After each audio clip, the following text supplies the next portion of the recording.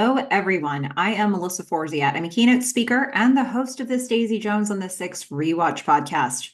When I speak, my topic is something I call Take the Doughnut. It's another way to say Carpe Diem. It's all about going after the things you want in life. Something that I wanted to do this year was rewatch the show Daisy Jones and the Six, and this time talk about it with other people, with all of you. So here we are, and we are about to do a deep dive into episode 2, which is called I'll Take You There. And this one originally aired March 3rd, 2023. The first episodes, they were released in batches. So yeah, we got the first episode, we got the second episode. And it was written for television by Jenny Klein, directed by James Ponsoldt, who also directed the first episode. Let me give you a description. This is a fairly lengthy overall description, but I think it's a good summary. In Los Angeles, the Dunn brothers rent a house in Laurel Canyon, and keyboardist Karen Serko joins the band. They spend 9 months building an audience, but struggle to secure a record deal. The band changes its name to the Six. Daisy moves in with aspiring disco singer Simone Jackson and takes a job waitressing. While performing at a club, Daisy attracts the attention of music producer Teddy Price, but she refuses his offer to shape her career. After a chance meeting, the Six audition for Teddy and he signs them. The band records a debut album, and shortly before they embark on a tour, Camila tells Billy she's pregnant. The pair get married that night. While on tour, Billy descends into drug and alcohol abuse and cheats on Camila with groupies. Although heartbroken, she insists that he be around to support their child. When Camilla gives birth, Billy cannot bring himself to see his newborn daughter at the hospital. Teddy takes him to rehab instead. Daisy records her first song and leaves it on Teddy's doorstep as a present. So those are the beats we're going to hit as we go through. My approach to these is I'd like to be as spoiler-free as possible for those who are brand new to the show. So we're going to deep dive, but I'm going to try not to give away stuff that happens in the future of the show beyond what we already know from what we saw in the first episode. So this hopefully is a safe place for you, whether you have seen the show or not. If you want to comment on anything that you see here in this video or anything that you've seen in the first episode, feel free to do that. The comment section is open to you, but if you do have something that's a spoiler for some future episode detail, just put spoiler at the top so that people who are new to the show can still enjoy the comment section. And having said all that, I'm, excited to get into a scene by scene breakdown. There aren't really any overview items that I wanted to look at here because we're in the heart of the show. We've gotten away from the flashbacks. I mean, depends on how you look at where we are in real time right now. But we're not looking at younger versions of these characters like in high school. So we like the cast, is the cast we'll get through the end of the show. And I really enjoyed the fact that we get to meet Teddy in this episode. So we're going to this is a very heavy Teddy episode. And he's an important character in the show. So I'm glad that we got a chance to meet him because we really didn't get a chance to meet him in the first episode. We heard his name dropped, but we never actually saw that character. So we begin with the previously on, we go straight to the credits. There's no cold open for this episode. And then we're going to start with footage from the Merv Griffin show from 1982. So Teddy, in this episode, we're not getting interview footage with Teddy direct to the interviewer that everybody else in the band is speaking to. 1982, Merv Griffin show, Teddy Price is being interviewed, so he must be a pretty big deal. We get Teddy he's in this very leaned back posture. He's got, sitting cross-legged on Merv Griffin's couch and doing this late night interview. He says, all rock stars are like orphans, you see, searching for that deeper connection to the music. And it's a really interesting place to start after we ended the last episode, right? Because we really, most of the characters' parents, we don't even know. Billy and Graham, we know that they have a good relationship we think they have a good relationship with their mom. It seems like they have a good relationship with their mom, but they don't have a relationship with their dad. We saw what that looked like in the first episode. And Daisy, she is kind of like an orphan. So that seems to really well describe the situation for Daisy. Even though her parents are still alive, they are absolutely not in her life. They are very neglectful. They it would seem, want to behave like they don't have a daughter. So Teddy is opening with all rock stars are like orphans. And that for me is sort of not only the thread from the last episode, but I think fatherhood is such an important theme in this episode in particular, between Teddy himself behaving like a father or feeling like a father or being looked to as a father, and what we see happening for Billy by the end of the episode. Okay, so they're searching for that deeper connection to the music. Murph says, and so you, Teddy, you became a father figure to the kids that you worked with. And Teddy, we're going to see the graphic on the screen says music producer. That's the name. That's the job title we're giving him. Says, I hadn't planned on being anyone's father, Merv. They both laugh. Teddy's like, I just wanted to make records. It was all about the music, man. And he gives sort of a knowing look. And, we're going to we're going to echo that at the end of the episode again, when we see this whole journey that these characters go on here. So I really appreciate that we start here, we kind of end here. We get a lot of notes of it all the way through. We're going to get the title card for track 2. And then we are going to find out what's happening for the 6, or at this point, there's still the Dunn brothers. So we're going to get, we have to switch location. We're going to see the cameras looking up at the sky. We've got palm trees, upward sky angle. It's a beautiful day. It's maybe this is optimism. We're starting with the optimism that this band has, and then the camera is going to go down and it's going to follow them on the street as they walk towards condo unit. So this building is called Hollywood Riviera. I think that's what I saw. And I actually looked at the address, and I think it is, you can still find it under that name, Hollywood Riviera, which is a condos complex. And the band is walking up to this complex because they want to find Rod Reyes. They've come a long way to find Rod again. Rod doesn't really want to be found. He didn't really know they were going to take him that seriously. And he certainly didn't think they were going to think he was like a god that could do all things for them. So we get this band is going up to the outside of the complex. They get this complicated buzzer system. They're looking through the buzzer to find Rod. Rod comes to the main door. And Billy's like, oh, here he is. Rod comes to the door. Well, I think the thing that I love so much about Rod's presence in this episode, because we just get a bit of him at the beginning.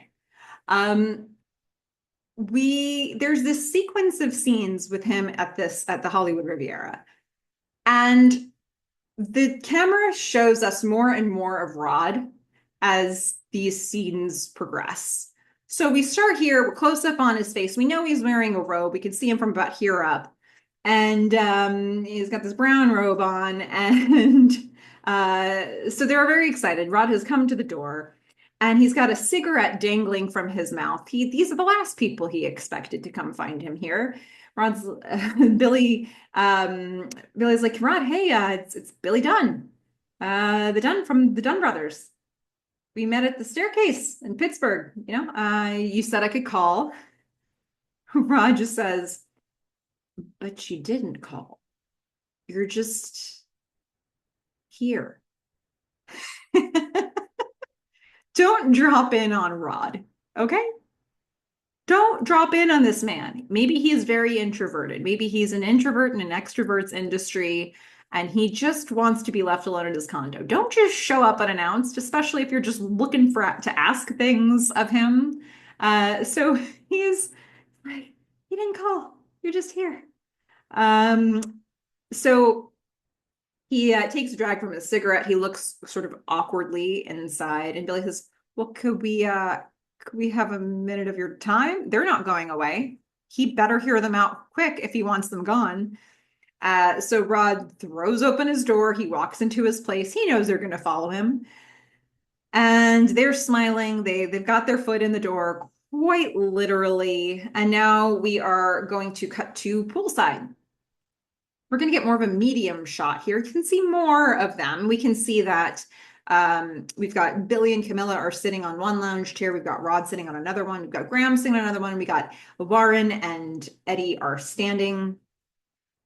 And Billy's like, okay, so now here's where, look, here's the thing. I'm calling them the 6. They're still the Dunn brothers right now. The Dunn brothers have had a lot of time on this drive to think about all the things that they want to ask from Rod. They've got this litany of things that they know he can help with, and they're just gonna unleash it here. It's just, I mean, talk about taking the donut and asking for what you want. These people are the epitome of that. So they're like, so Billy says, okay, so we need gigs, obviously. And he's like, yeah, preferably on the strip if you could. Warren's like, the whiskey, the Troubadour, these are just places they've heard that they should probably be at.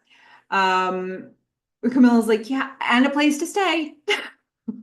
Get a place to stay. Rod lifts his lighter, and at the point when Camilla says, and a place to stay, he freezes. Like he goes to light the cigarette dangling, and he's like, I can't with these people.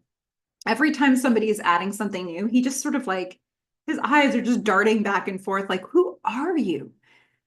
Billy says, yeah, I mean, we pooled our savings together, but it's not much. Warren's like, so we're probably going to need some money. Graham's like, I mean, just to get us off the ground, Billy says, oh, and an introduction to Teddy Price. Rod's head continues to just snap back and forth at all these new things. They're asking for the world, the stars, the moon, everything. And Billy's like, yeah, I think that's, Camilla says, yeah, that would be huge, that introduction to Teddy Price. Billy's like, yep, it's really important. Don't forget about the introduction to Teddy Price. Rod's like, sure. Yeah, man. Anything else?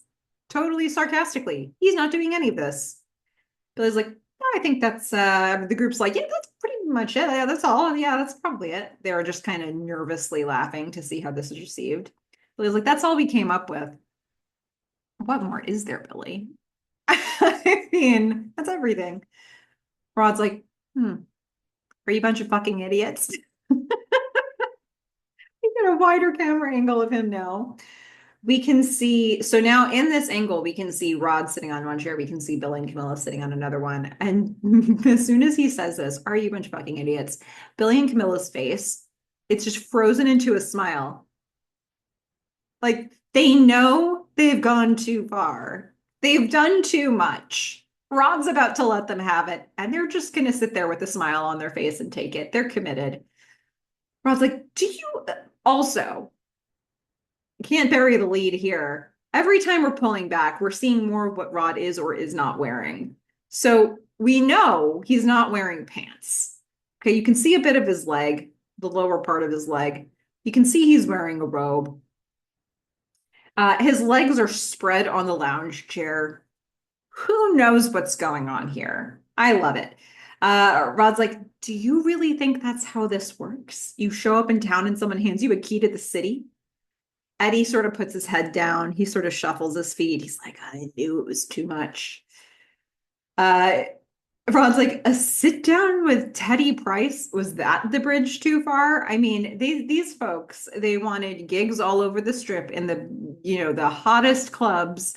They wanted a place to live alone. I don't even know if they were calling it alone. They just want money. And an intro to Teddy. I mean, it's a lot what they're asking for. But Teddy Price, that was the last drop. Billy's like, well, you said when we were back in Pittsburgh, you said, Rod's like, yeah, I'm a tour manager, not a band manager. So unless you guys are planning a world tour in the near future, I don't think I'm your guy, man. Billy's like, we're not asking for handouts. We will work our asses off. Because it's good to step back there because it did sound like they were asking for handouts. But now they're going to revise. They're going to put it all under this new lens of we're not asking for handouts. Rod's like, listen to me. You seem like nice people. And if you're the band I'm thinking of, your set was kind of tight. Warren and Eddie smile. They're like, yeah, your set was tight. We did it. Sort of ignoring the fact that that's about to be followed up by like bad news or rejections of some of the things they've asked for, if not all of them. But Warren and Eddie, they take a compliment sandwich goes a long way for Warren and Eddie. They can make a whole meal out of a compliment sandwich, if you will.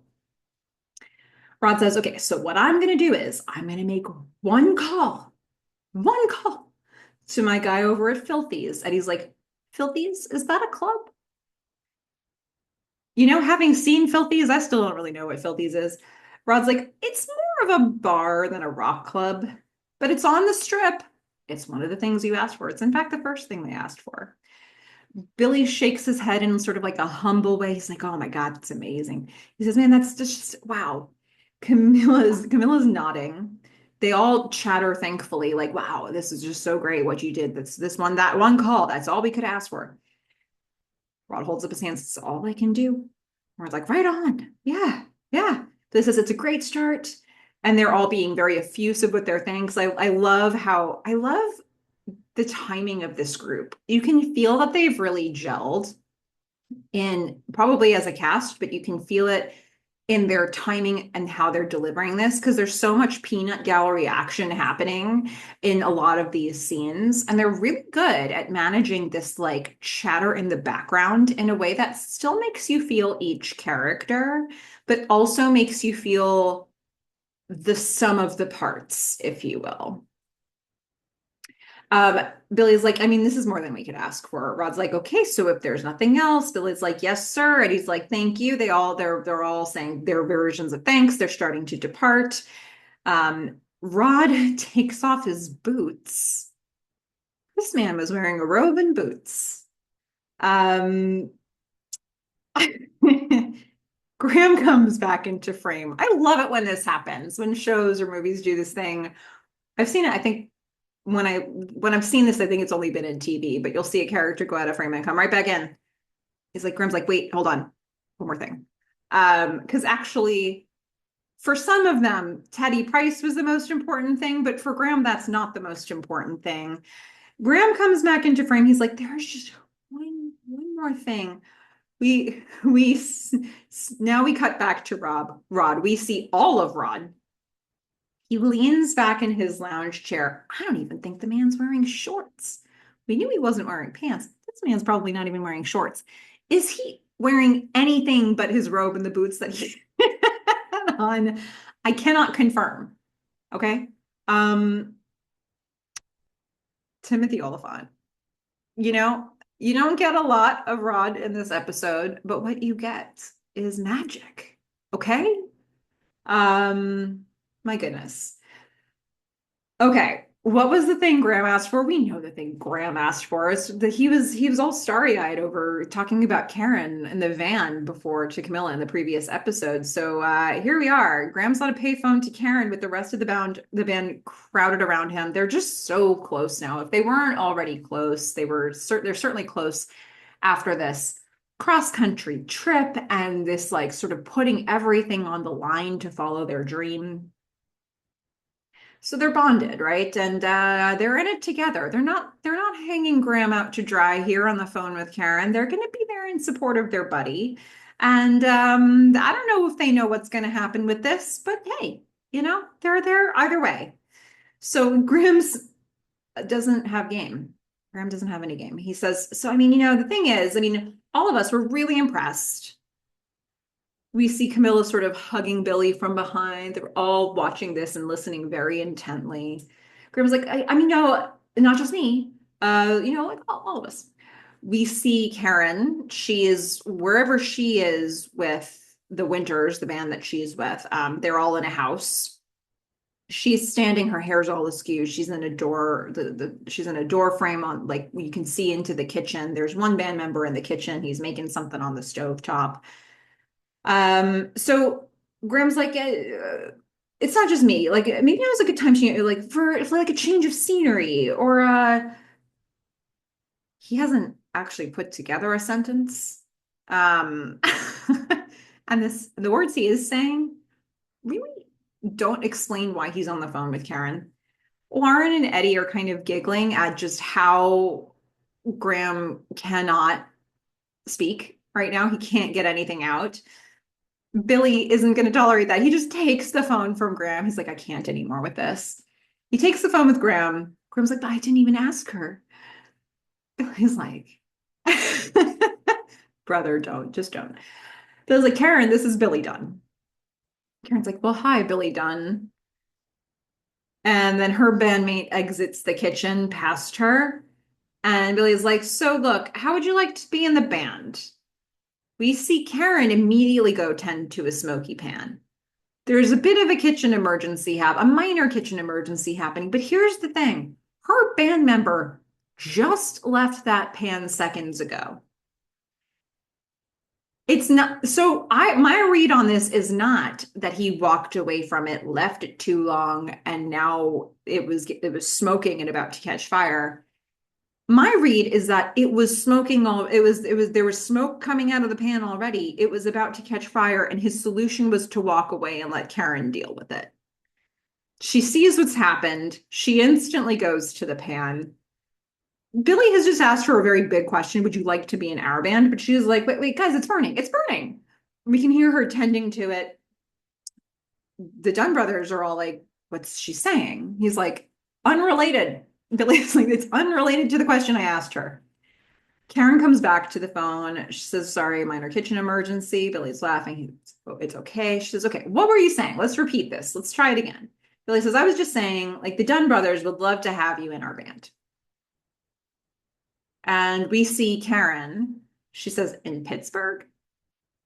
Billy's like, no, actually, we're in LA. We have some gigs lined up on the strip. It's kind of I don't know. Is it gigs or is it one gig? I think it's one gig. He says, we're renting a house. Graham whispers, it's in Laurel Canyon. Tell her it's in Laurel Canyon. He just, he wants to get this across the line. Billy gestures for him to be quiet. He's like, I've got this. Eddie laughs, like, Billy definitely has this. Camilla hits Graham gently. She's like, stop, just stop. Oh, honey, no. Eddie kind of rubs Graham's shoulder. I just love this. It's like, your brother will do this. Just let him be. Let him have this. And Billy takes it so seriously, and Warren and Eddie are gonna giggle through it, but he puts a little supportive hand on Graham's shoulder. Billy's like, so what do you say, Karen? You want to be in the best band in the world? We're gonna see Karen. She smiles a little bit. She's thinking. She says, let me speak to that girlfriend of yours. Billy's on the phone. He's like, oh, okay. He's like, Cammy, come over here. So Camilla takes the phone. This is where we close the deal. Everybody is crowding in a little bit closer. Camilla's like, hi, Karen. Karen says, be honest with me. Are they worth it? Camilla says, I wouldn't be here if they weren't. So we know this is enough because Karen's now going to join the band. The next time we see Karen is going to be her at the house in Laurel Canyon. So why do we get this moment with her tending to the kitchen fire? I just feel like we need to really quickly feel why it's so easy for her to leave the Winters and so easy for her to take what's in the mystery box with the Dunn brothers. Like, it probably wouldn't have worked if they were still in Pittsburgh. They aren't still in Pittsburgh. They're in LA. And so, from what I can gather of the little bit that we see of life with the Winters, Karen's cleaning up after these folks. She's sort of having to take care of things and make sure that they don't kill themselves. And I think Karen wants to play music, really. We see Karen in the interview say, I've been in band since I was 15, always looking for the one that would go the distance. Let's just say that the Winters, and then we see them passed out on the couch at this house. They weren't that. They weren't going places, if you will. We see Karen on the phone in the scene, but we still hear her interview. And she's saying, and like my mother has always told me, don't put roots down. She says, like my mother always told me, don't put down roots in bad earth. And we see her smile a little bit because it's like, well, she knows what the Winters are. Who knows? Maybe they have some talent. I don't know what kind of circuit they've been on. I mean, they were playing in the same place as the Dunn brothers, seemingly with representation and support from Rod. So how good are the Winters? And then also, if at any moment the house could burn down from a kitchen fire, what good are they? So she's not into it, but not knowing a ton about the Dunn brothers, she did get a chance to see their set. So she knows what their music is all about, and maybe remembers Graham. Maybe he gave her a good recommendation for a place to eat. Best burgers in town. I don't know. Maybe that was enough. She was willing to take a risk. Maybe it doesn't feel so risky when you're playing with the Winters, is all I'm saying. So, okay. Don't put down roots in bad earth. I love that phrase. I'd never heard that phrase before. I really like it. Makes a lot of sense. Good advice from Karen's mom.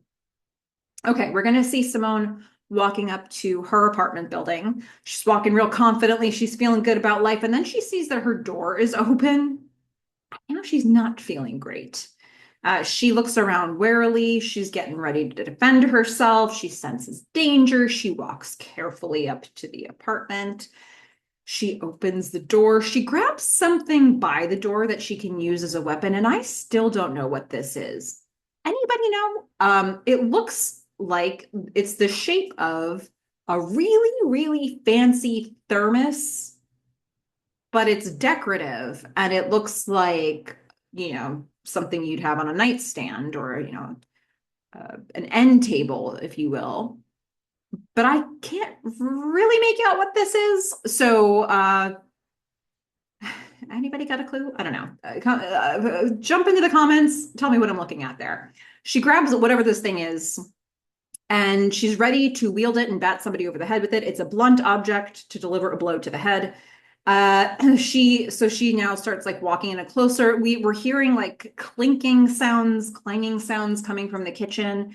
And then she actually sees Daisy in her kitchen and she gasps. She's like, Daisy, what the fuck? And Daisy asks, oh my God. And she leans down to catch her breath. Um, here's the thing. This is pre-cell phone. Okay. So if you're watching this and you're under a certain age and you're thinking, couldn't she have just texted Simone or called Simone or left Simone a message? No, because Simone would not have gotten any of those things until she arrived home. That's where Daisy was. And they didn't have texts. So there you have it. You get her on the phone or you don't, is pretty much how this thing works. All right. So Simone's like, oh my God, you just broke into my house. Daisy doesn't totally understand. She's like, I didn't break in. This is a distinction. This is not the only time in this series that Daisy is going to use somebody's hide key to get into their house. And she does not understand the distinction between breaking in and using somebody's hide key without their consent. She's like, I didn't break in. I used the key. She gestures with a loaf of bread. She's the one sticking out of the flower pot.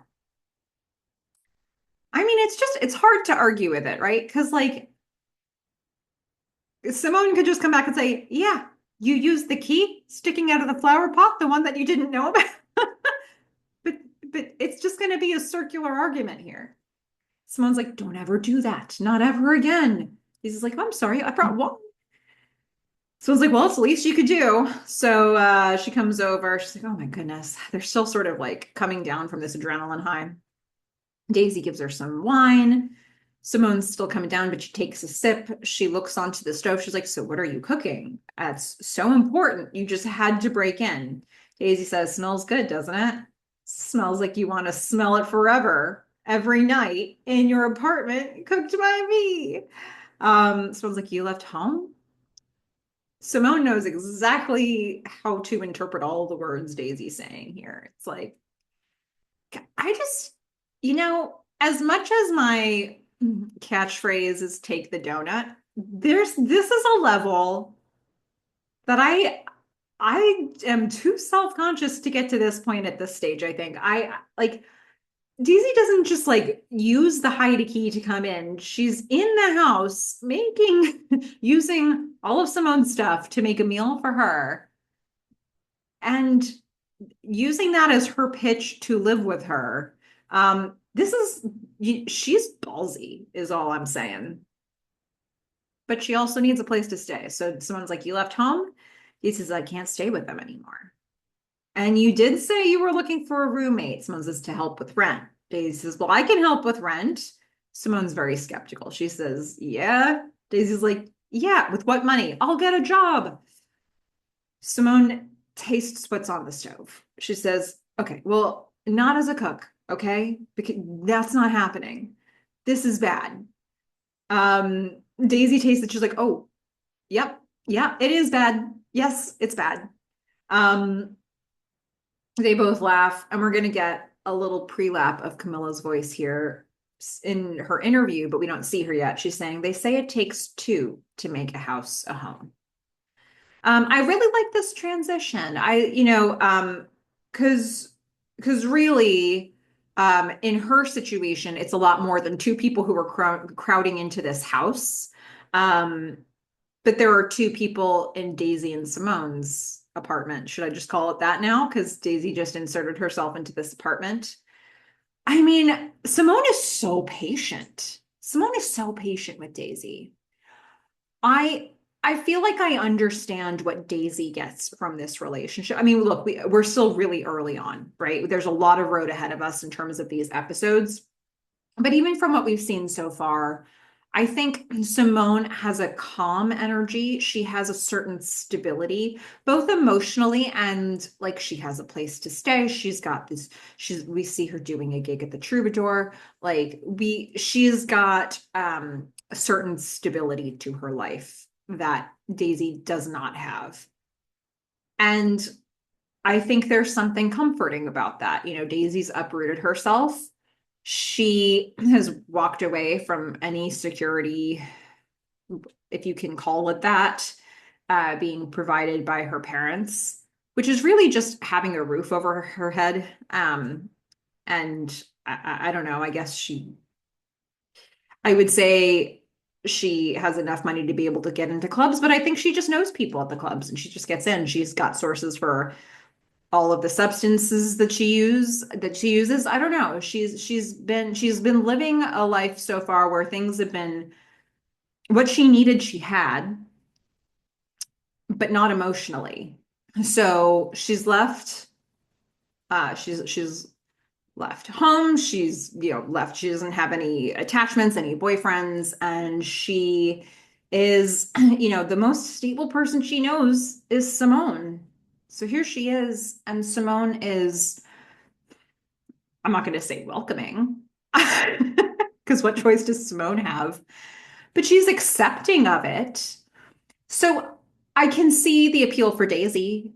Like, you know, what's the appeal for Simone? I think Daisy, I think what does Daisy offer to Simone at this stage of Simone's life? And I want to be as spoiler free as possible, but I think there must be something interesting about being around a person who can get up and go if she doesn't feel a situation is working for her, or who can not even know who Teddy Price is and just reject him outright the first time. I think she's willing to say what's on her mind, and maybe that's something that's refreshing for Simone.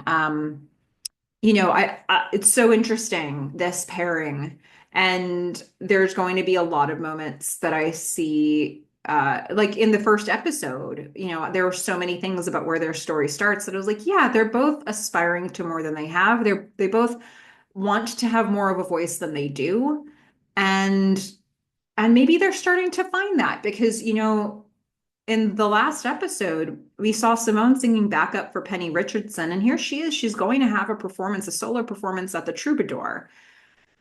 So, she's finding a way to have more individuality, to sort of stand her own ground and to find her voice a little bit more. And maybe that's an influence that Daisy has for her.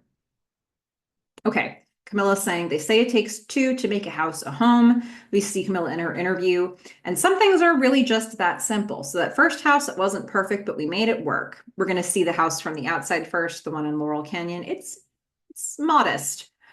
She says it didn't matter to us that it smelled like wet clothes or that an old lady had died in it the week before. We got it cheap, we got it fast, we got to live in Laurel Canyon. We're going to see Billy and Camilla sitting on the bed in their room. Billy is shirtless, strumming a guitar on his bed. Sure is.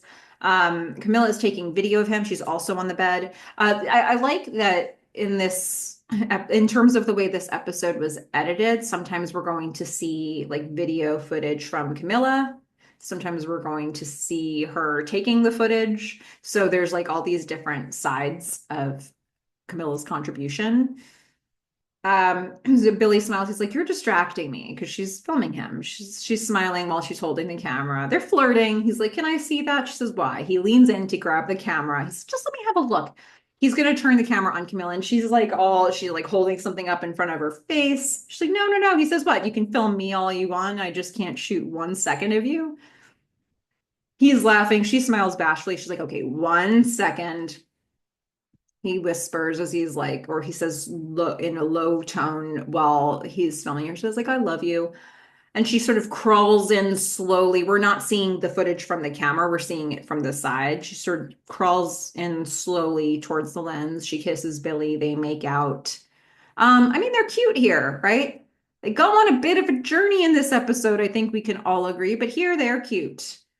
Um, and a lot of life happens between the beginning of this episode and the end of this episode, and a lot of time happens as well, for that matter.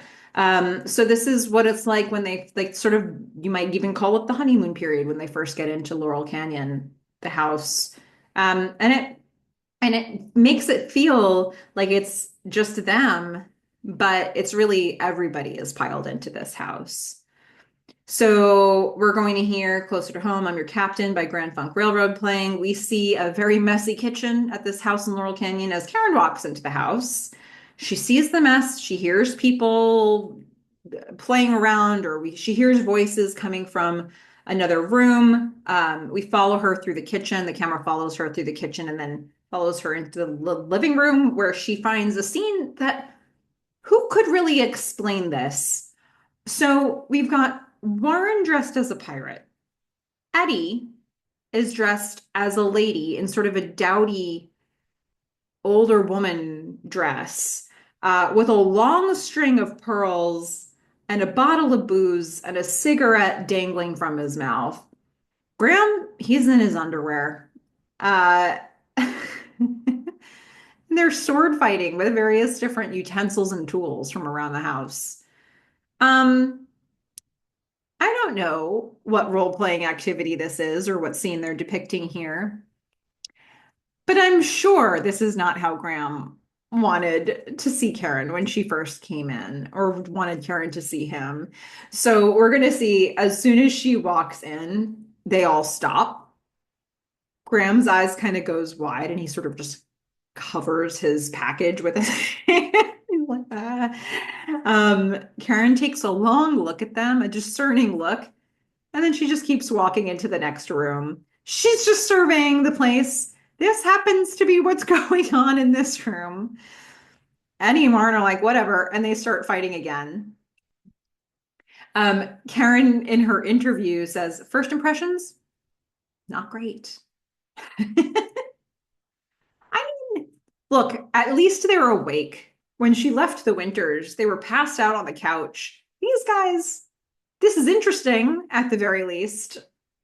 Okay, Karen walks into an empty bedroom. It's got this like really busy patterned wallpaper and matching curtains, and this fancy, well, fancy, this an equally busy lamp.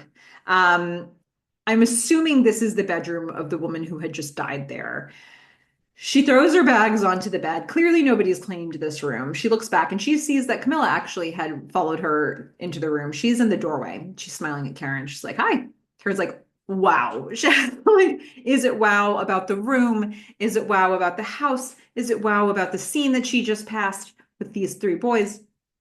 Camilla's like, yeah, none of the boys would touch this room. So we thought we'd give it to you. Karen says, is it haunted? I like the fact that this room being haunted, and she's pinpointed this without anybody even saying anything to her. I like that we just get these little touches to show like Karen's in the right place. She found the right fit. Camilla's like, yeah, haunted by horrendous taste. Karen nods. Interview Karen says, look, but we did have a gig on the strip, so that was something. I mean, look, first impression's not great. In a haunted room, yes. Weirdness happening in the living room, sure. But we had a gig on the strip.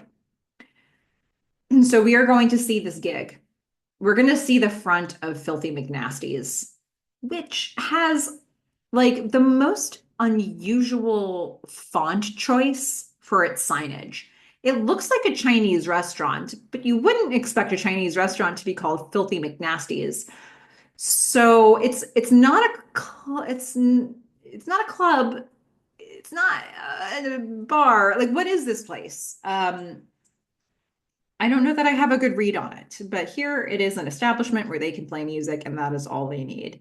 They're currently taking their stuff out of the van. They're going in. They're a little like, well, it's on the strip, but I like, we did in fact ask for a place on the strip, and that wish was granted, but it is Filthy McNasty's. So they're all kind of like, it's not so bad, right? They all go inside. Billy's the last one to go in. He's sort of holding the door open. He's looking down the strip. He's like, I can't believe I'm about to walk into Filthy McNasty's. He doesn't say anything. He's got his glasses on, but my read on what Billy is thinking here is like, this is where we're like, this isn't what he imagined. I do wonder how much they thought when they first sat down with Rod earlier in this episode. I wonder if they really thought he was going to be able to do all those things for him, or would be willing to do all those things for him after this one meeting. Um, like, how much did it burst their bubble that they came away with one gig at Filthy McNasty's? But they also clearly, we see in this episode, they know how to hustle. They're willing to put in some hustle, and they're willing to do it for kind of a while. So, but they had to sort of overcome that initial disappointment of like, well, we had all these things we wanted, but we got Filthy McNasty's. So inside, Billy's going to give them a pep talk. The Filthy McNasty's is like almost empty. I think Rod just called it Filthy's, so I'm going to try to call it Filthy's. Filthy's is pretty much empty. They're about to get on stage to play. Billy's like, hey, what do I always say? The smaller the club, the bigger we play, right? Good attitude, Billy. They nod. He says, Pittsburgh on three. Ready? They put their hands in one, two, three, woo, and they all cheer, even though Karen, why Pittsburgh? And so we're going to see interview Billy. We're going to hear first we're going to hear his voice as we're watching them get onto the stage. He says, those 8, 9 months at McNasty's, sure, hardly anyone ever saw us play, but, and then we're going to see interview Billy. He says, but that's where we really fell in love as a band, 8 or 9 months playing gigs. And even at the end, where we see a sequence here, like where they later in the sequence, there are more people watching them and they clearly have a bit of a following, but it's still not a huge number. So it took 8 or 9 months of playing regular gigs at this establishment before they really saw some traction, but they gelled as a band. And, they had a lot of practice with their set, and they figured out what their stage presence looked like. I'm sure it got a lot tighter. And for what it's worth, most of the Dunn brothers had played together for a long time, but Karen was new. And, adding one person to a band dynamic probably shifts things significantly, more than one person, more than you would think. Like, it's not just about adding somebody who plays keyboard. I think it shifts everything in the band. And so they had some time to gel. We're going to see the band play through Camilla's video camera. They're playing the song Look Me in the Eye. We see Camilla getting the video. We're going to get a handful of people listening now. There's beautiful backlighting on Camilla here. We're going to hear Look Me in the Eye more than once in this episode. So some of the lyrics here, I put the man in the moon. I put the dial in the tone. I put the grease on the wheel. Say it with me, everybody. Wheel. With a Y somehow in that word. Wheel. I put the grease on the wheel. I put the sword in the stone. I lit the southern stars. I brought the heathens peace. Then I ate the bird in the bush, and someone called the police. I don't mean it. I don't mean it. I don't mean it. I don't, because you can't turn around and look me in the eye. I mean, gosh, tell me what you think this song is all about. Reading lyrics, I have a hard time processing it as I'm talking aloud. But seems like whoever this person is, they're professing to a lot of really big things that they probably didn't do. I don't mean it, but You can't turn around and look me in the eye. Okay. Because you think I'm lying? I don't know. Walk me through your interpretation of this. Anyway, look me in the eye. It's a catchy little song. Beol. Okay, so that's the song that we're hearing. Interview Billy is saying the only problem was we didn't get paid, like at all. He kind of smiles a little bit, and it feels like there's a certain nostalgia to remembering this moment. This idea of like it's where we fell in love as a band. Like it's sort of like it was so simple back at Filthy's or McNasty's or whatever they're calling it. Um, I guess it was a simpler time, and it was before some of the regretful things that happen at the end of this episode.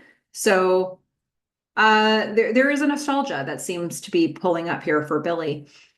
We're gonna see a little bit like a later gig at the same place. We're gonna see there are more people watching them now, and they're actually singing along. So they have some people who have been following them and who know what they're up to. Turn around and look me in the eye. Interview Billy is saying, and even when people started coming to our gigs, they still weren't the people we needed. It's nice to have people in the crowd. You can see the whole crowd saying like, "Turn around, say it to my face." Um, but they had more specific people in mind. And we're going to get a glimpse of what that looks like. So we're going to see Camilla making a call from home. She seems to be doing admin work, not only for the band, but we're going to get a line later that tells me that she's doing some admin work for herself as well. She is making this call from home. She's got yellow pages in front of her. She's stuffing an envelope as she's talking. So she's putting in, I don't know, she's putting in work from her portfolio or, stuff from the band. I don't know, but right now she's trying to push the Dunn brothers, and she calls this woman at Capitol Records. She gets their assistant. She says, "Hello, Capitol Records." Camilla says, "Hi, is Mr. Bones Howell there, please?" The woman's like, "No, sorry, he's very, very busy."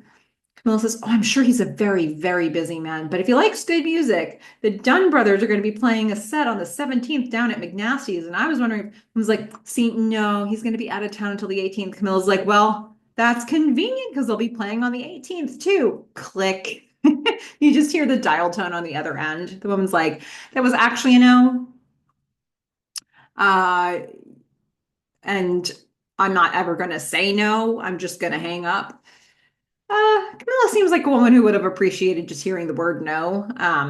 But anyway, here we are. But I do, something that we're going to gather later is that Camilla is also trying to get work for herself as maybe a photographer. I don't think videographer was necessarily like a known thing then, but she's doing, she's certainly getting a lot for her own portfolio from this band. So she's been pushing herself out there and also the band. Okay, we're going to see another show at McNasty's. The Dunn brothers are going to play Flip the Switch. So we're going to get another song from them here. So come on, you can't be serious. You can't even take a joke. We're going to see Camilla's bopping along as she's listening to them. She's mouthing the words to the song. I mean, she's like the first groupie, but she's not a groupie. She's in the group. But she's also has like really big fan energy. It's hard not to notice that in this scene where it's like she's been a part of it, but she's not in the band, and she if you showed this shot of Camilla just sort of like shaking her shoulders and singing along, you could put that alongside the previous shot of a whole bunch of people singing along with their song at McNasty's, and you could think that she was just one of those people.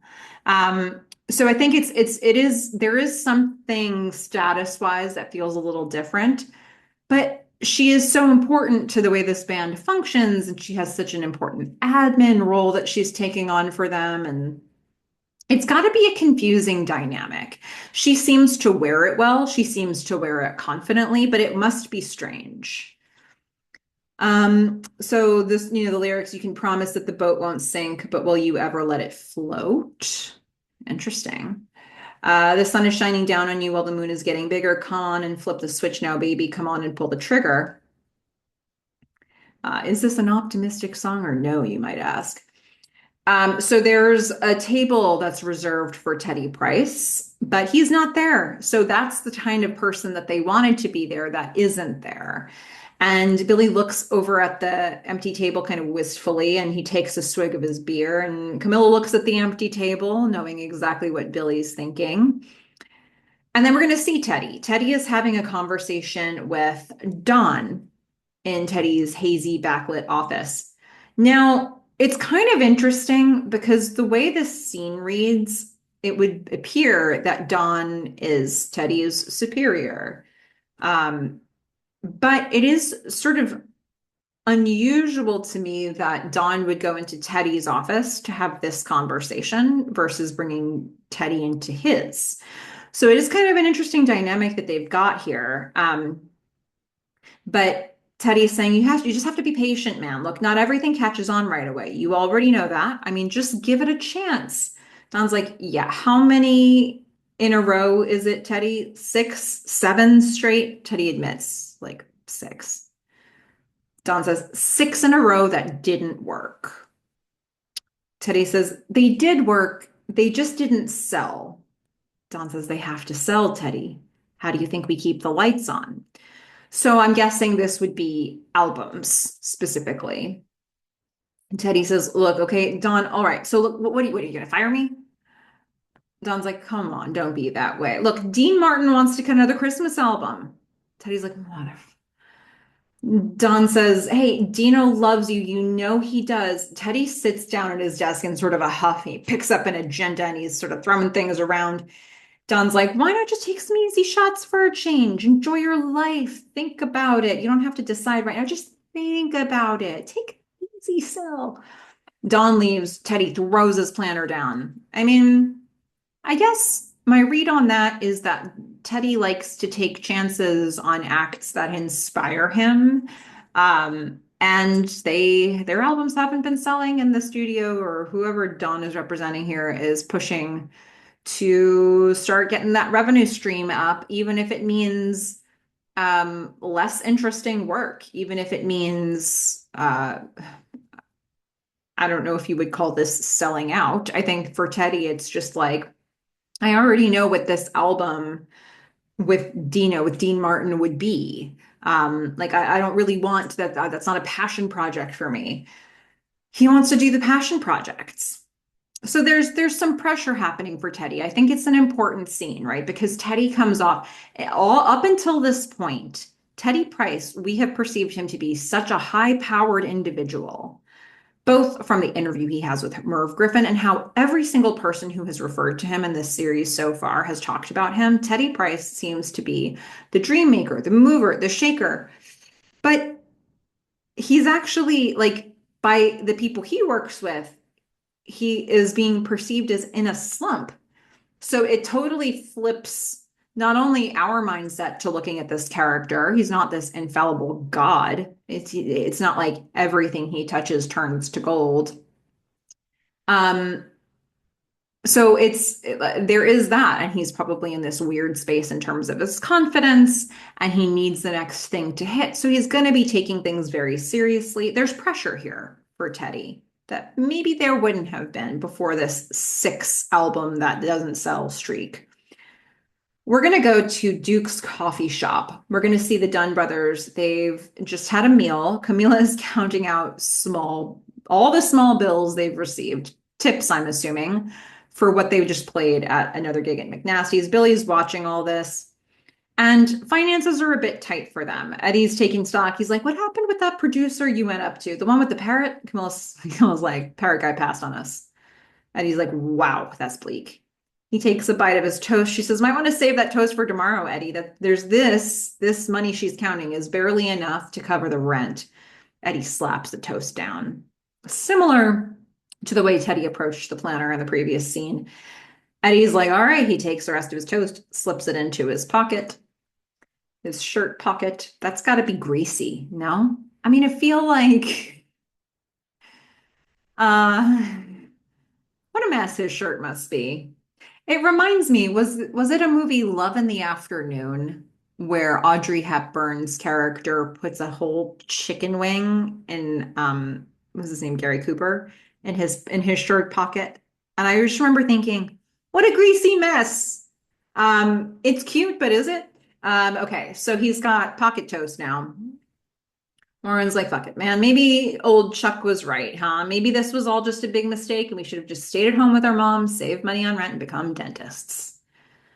Camille says, I mean, look, hey, I've sent out hundreds of photographs and not a single paper has responded. Should I just quit?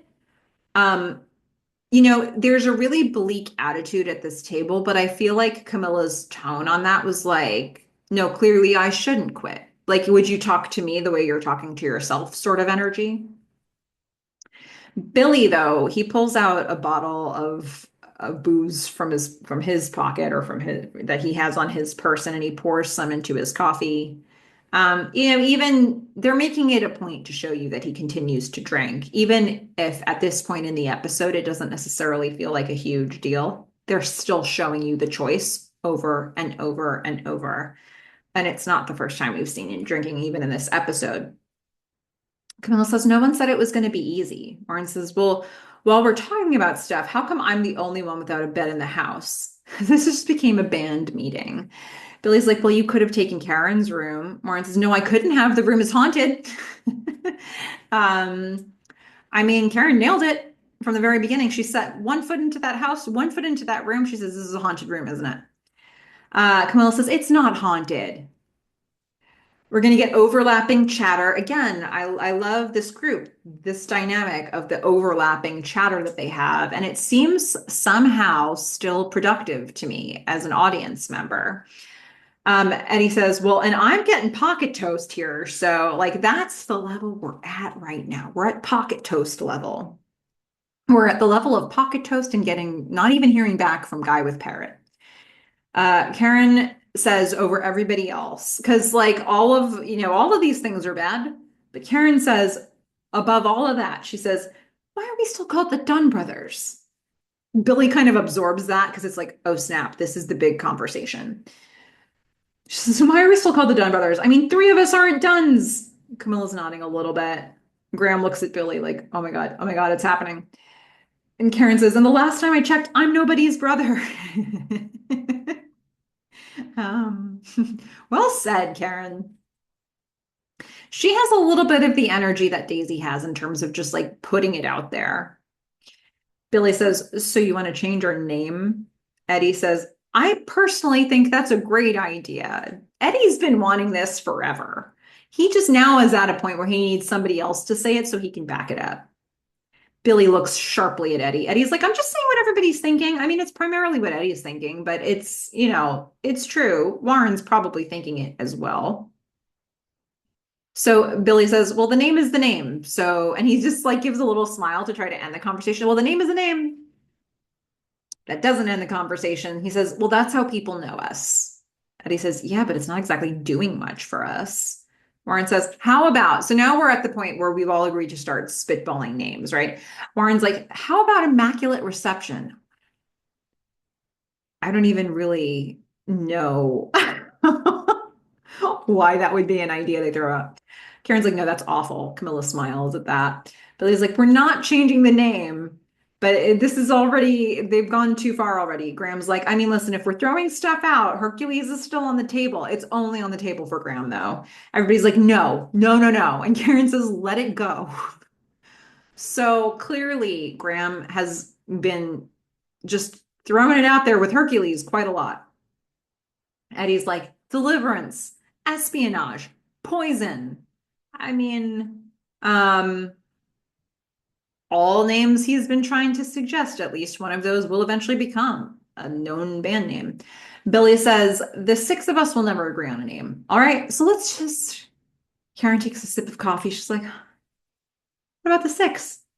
Like the thing you just said. It's a great moment because I don't know that this gets used, but Karen at any point could be like, you're the one who said it. I just upvoted it. There's a bit of confusion because they're sort of counting. There are five band members at this table. And he's like, but there's five of us, you know? Karen nods to Camilla. Camilla nods back and she mouths, thank you. And he's like, won't people get confused? Warren's like, well, we can't be the five. Well, okay, I'll keep going. Eddie's like, why? Warren says, because the Dave Clark five, the Jackson five, everybody's the five. Graham says, I like the six. Warren says, sure as hell's better than Hercules. Um, let's pause here for a second. We see just a little bit more of this scene, but I just wanted to make a note that I do intend, after we go through all of the 10 episodes deep dives, I'd like to do some bonus content. I'm working on some interviews. I've actually got a number of them recorded already. There are some ideas that I have for just like bonus episodes of specific things to look at. And one of them is looking at the book versus the show. And I don't want to get into this a lot right now because I'd like to reread it again and make sure it's really fresh in my mind. But in the book, my understanding is there were six members of the band. Um, and that here, when we have Chuck pull out of the band, now we're down to, we're down a number, and then we add Karen. And then so the numbers get a little weird, but I like their way of explaining um, the six as including Camilla and specifically Karen, including Camilla. It's like a very woman to woman nod here at this table. Um, why they didn't want to have another member of the band in the show. I don't know if it was about not having enough runway with the story they were trying to tell. They have other characters doing other things in the show as we keep progressing. And so I don't know if they wanted to keep it a little bit leaner to make sure that for 10 episodes they weren't cramming in too much story. I'm not sure. But I do think it's a point worth noting that this is a place where there's some discrepancy between the book and what we see on screen. Um, I mean, there's a lot of places where we see that, but I think this is like a kind of a big detail, so worth noting. Back to the scene. So, one of the things that I really enjoy about the end of this scene is that we are then going to see that Daisy, she has in fact found a job. She's actually working at this coffee house and she's starting to leave. Her boss says, Daisy, you've got 10 more minutes. Daisy says, sorry, Dave. She leaves anyway because she wants to go off to a show at the Troubadour in a second to be with Simone. Um, but she passes the table with the six at it. And Billy actually looks back briefly because it's a bit of a ruckus, her Daisy leaving, the boss calling after her. Billy doesn't really want to be at this table having this conversation, so he gets distracted and he watches Daisy walk out for a second. And then Camilla actually pulls him back in. She literally grabs his arm and pulls his focus back to the table, which feels very telling to me. All of the choices. I also like the fact that we have this moment where we get them in the same place at the same time. I thought it was the first time that happened, but at the end of the last episode, there was that moment where Billy's looking out the window of the van and Daisy's walking on the street, looking towards the street, or she's walking on the sidewalk, looking towards the street. And I do wonder if that was meant to be read as their eyes are locking for that brief moment as the van's rolling past her. Like, do they see each other? If so, that's actually the first interaction. This is the second one. I kind of like the read if it is the first interaction in the last episode because we get these moments where they're like, they actually have connection points in all these episodes. But for sure, they're in the same place at the same time here in this episode. They just don't know each other and they don't know that there's relevance here. So now where's Daisy running off to? We're going to go to the Troubadour. And we know that this is in fact, this is one of the places that Warren mentioned in the litany of things they asked for from Rob. They were like, we'd like to get some gigs on the strip. And Warren was like, the whiskey, the Troubadour. So they're at the Troubadour right now. So it's a big deal. Simone has a gig here. A gig where she is the one singing. She does not appear to be singing backup for Penny Richardson. And she's got her hair in sort of a light wave, like a little bit straighter, but there's still a wave to it. We're going to see Daisy watching her from the wings. Simone's song here, and I believe this is just meant to be Simone's song. It's got like lounge singer energy and it's quite beautiful. Love you in a place where there's no space or time. I love you for my life because you're a friend of mine. And when my life is over, remember when we were together. We were alone and I was singing this song to you. We were alone and I was singing this song to you.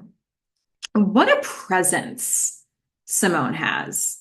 And I'll extend that to say Nabia, who plays Simone. Um, there's really like no bells and whistles around this song. It has to just come from like a stage presence, and she has it. She clearly has it. And she's got Teddy's backing. Teddy, this man everybody's been chasing, or at least the Dunn brothers slash the Six have been chasing. Simone's already got a connection to him. Teddy walks in and he's watching Simone, but he's there because she told him to come to watch Daisy.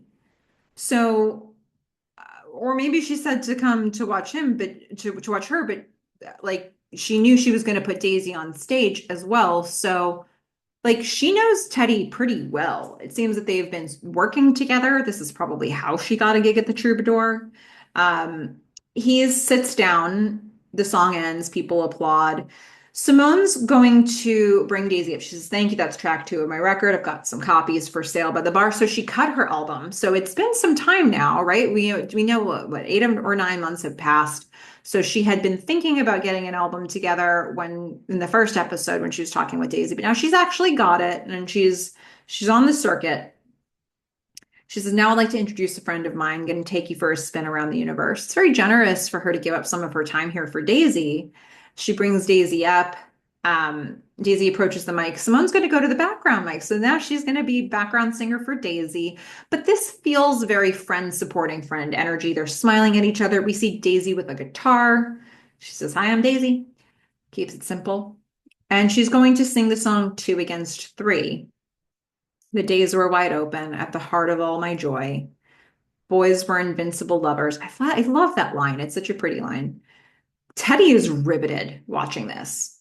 She says, "Boys were invincible lovers just begging to be destroyed." My goodness. Teddy's hearing all this. He looks at Simone and he nods. He's impressed. Like, good find. She sings, "They're up in the morning." They both harmonize here, "regretfully sobbing and gone. I'm bathed in going back to bed. This was never any cause for alarm." She's cold. The camera, there's some really cool camera work we start to see here. The more you get, like the further you get into the show, the more creative the camera gets in terms of like being really bringing us on stage. And it's still really early for all of these folks in their careers.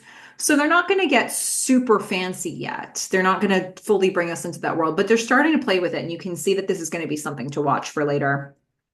So the camera actually at this moment comes from like sort of it sweeps around behind Daisy and then focuses in on Teddy and the crowd. It seems you have a choice to make. The shell is white and yours to break. Either way, it's just as well. All I need is a promise I can keep to myself.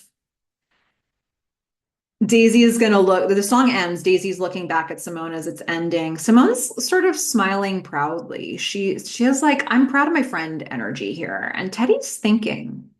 This got him thinking. So afterwards, after this song is over, and everybody's just sort of regrouping, Daisy must have gone back, sort of put her guitar away. Teddy and Simone are chatting and they're laughing. Teddy's like, "Well, that's what we have to ask." Daisy approaches and Simone says, "Hey, Daisy Jones, this is Teddy Price. You two should talk." She leaves. She was trying to make this connection happen. Daisy has no idea who Teddy is. This must be refreshing for Teddy to have somebody who's this talented a musician in the city that he's in, who has absolutely no clue who this man is or even what he can do for her. Meanwhile, we get the totally opposite energy from Billy Dunn and really all of the Dunn brothers slash the Six. Like they are like voraciously wanting time with Teddy. Simone's already got it, and Daisy doesn't even care. It's like, who are you? Why is this worth my time? It must be so unusual and refreshing for Teddy at this point in his career to have to pitch himself to somebody. And Daisy, it feels like we know enough about Daisy to know, yeah, she's just the person who would flip the table or like flip the script, flip the table, flip the script on Teddy Price in this way without even really intending to. So Daisy is kind of confused why Simone's making this connection. Teddy gives Daisy his card. She says, LMR Records. He says, you interested? She says, in what exactly? Teddy's like, working on some music together. Daisy sort of furrows her brow a bit. She's like, well, I don't know. What do I need you for? Like, for her, she just got on stage at the Troubadour. What can you offer, man? Um, Teddy's kind of caught off guard by this.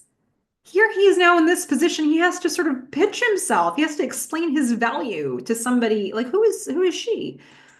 Teddy's like, well, I just like what I heard.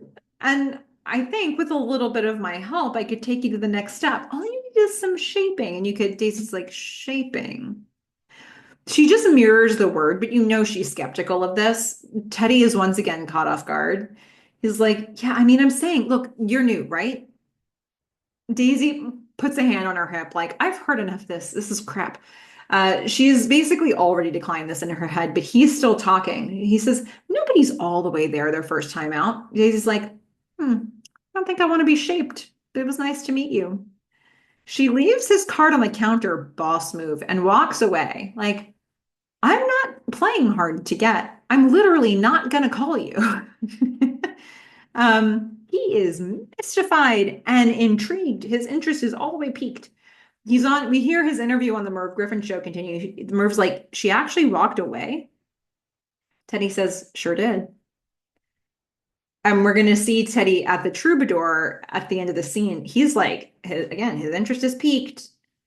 Uh, Teddy in the interview, while we're watching him on screen here, it says, but sometimes the back of somebody is the best way to see who they are. That's a really tricky line in how it was written because that could come off really gross. Um, and it's not how they mean it here. And I totally know that. They gave us enough context to run with that line. But also the point is made. Daisy walking away spoke volumes to Teddy. And I do think that can be I think that can be true. Have you ever had that happen where you put your foot down, you ended the call, you left the meeting, you whatever, like you walked away from the situation and it made somebody like sometimes you do that because you really want to leave the situation altogether forever and that makes somebody come back even harder and it's like no, that's not really what I wanted. But in this situation it was really good that the effect, of Teddy continuing to pursue Daisy happened. So, yeah, it's just so interesting. I just love this. Like, you can see um, between this interaction and that first interaction Teddy has with Billy when we're going to get there in just a moment. And in fact, we're going to get there now. So let me pause this thought for a second. We see Graham waiting in the van while Billy is in a little shop getting some groceries, specifically tons of toilet paper. And Graham's going to see Teddy Price roll up, and he pulls up. He parks very awkwardly in front of their car, and he walks into the store. And Graham can barely contain himself. He's freaking out. He's trying to get Billy's attention. Billy comes out. He's like Graham's like trying to gesture to Billy like, "Oh no, no, no, no!" Like Teddy Price is inside. He honks his horn. Graham's like, "That's Teddy Price." Hey, Billy, it's Teddy Price. Just walked in behind you.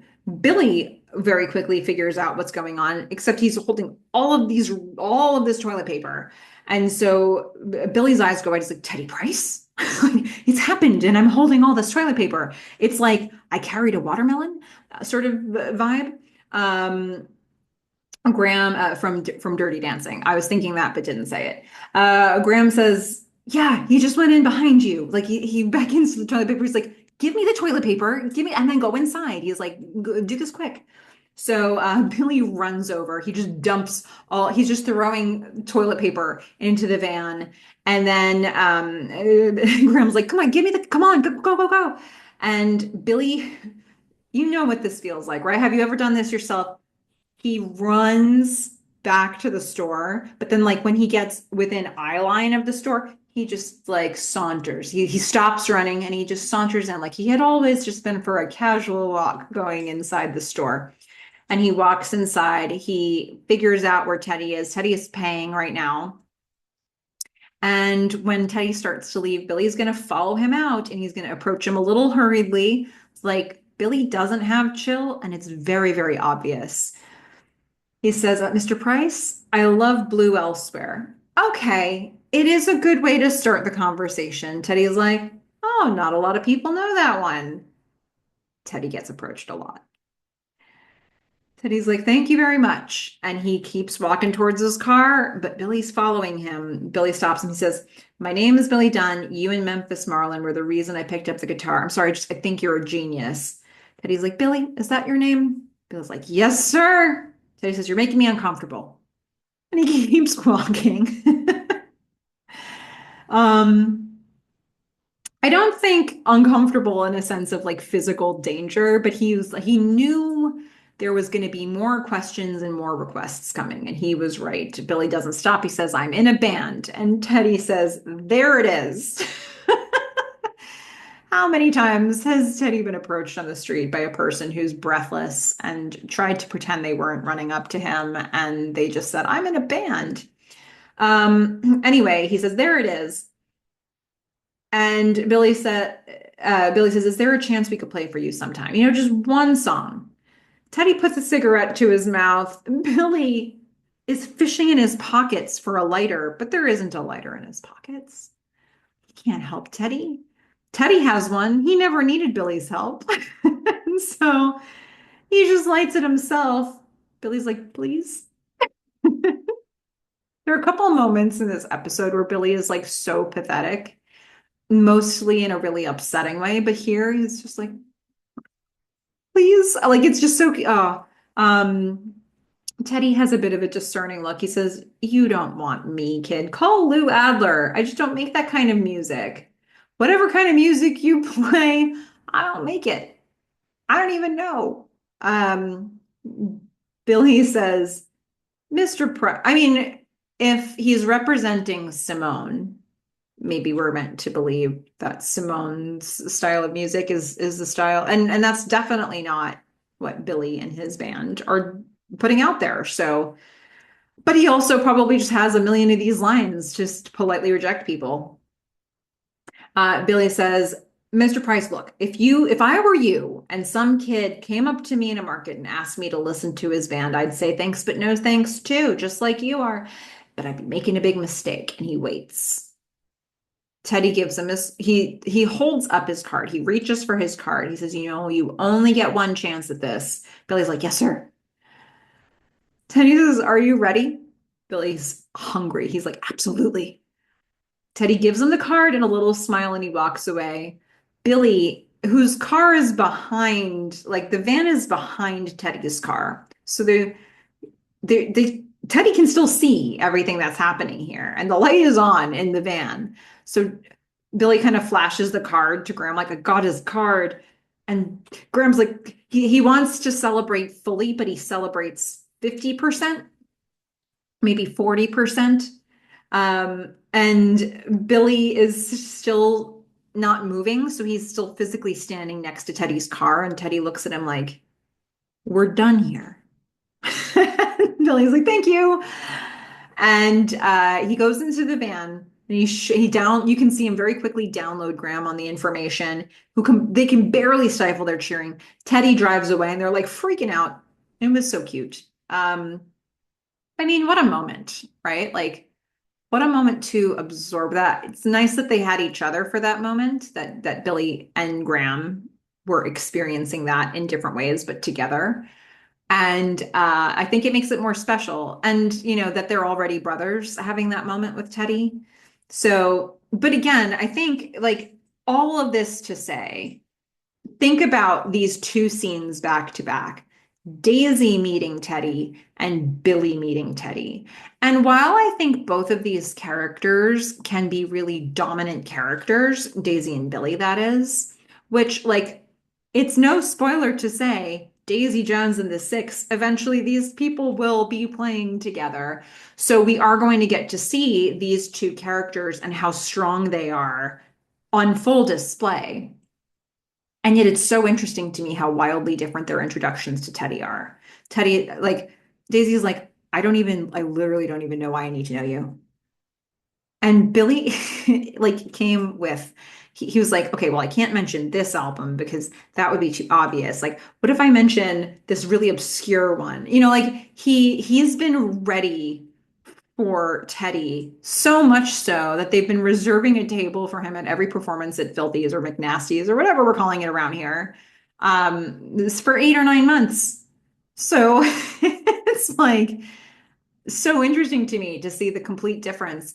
And from Teddy's perspective, we opened this whole episode with him making a comment about like being like a father figure or like these people he works with, they can be like orphans and they're called to the music.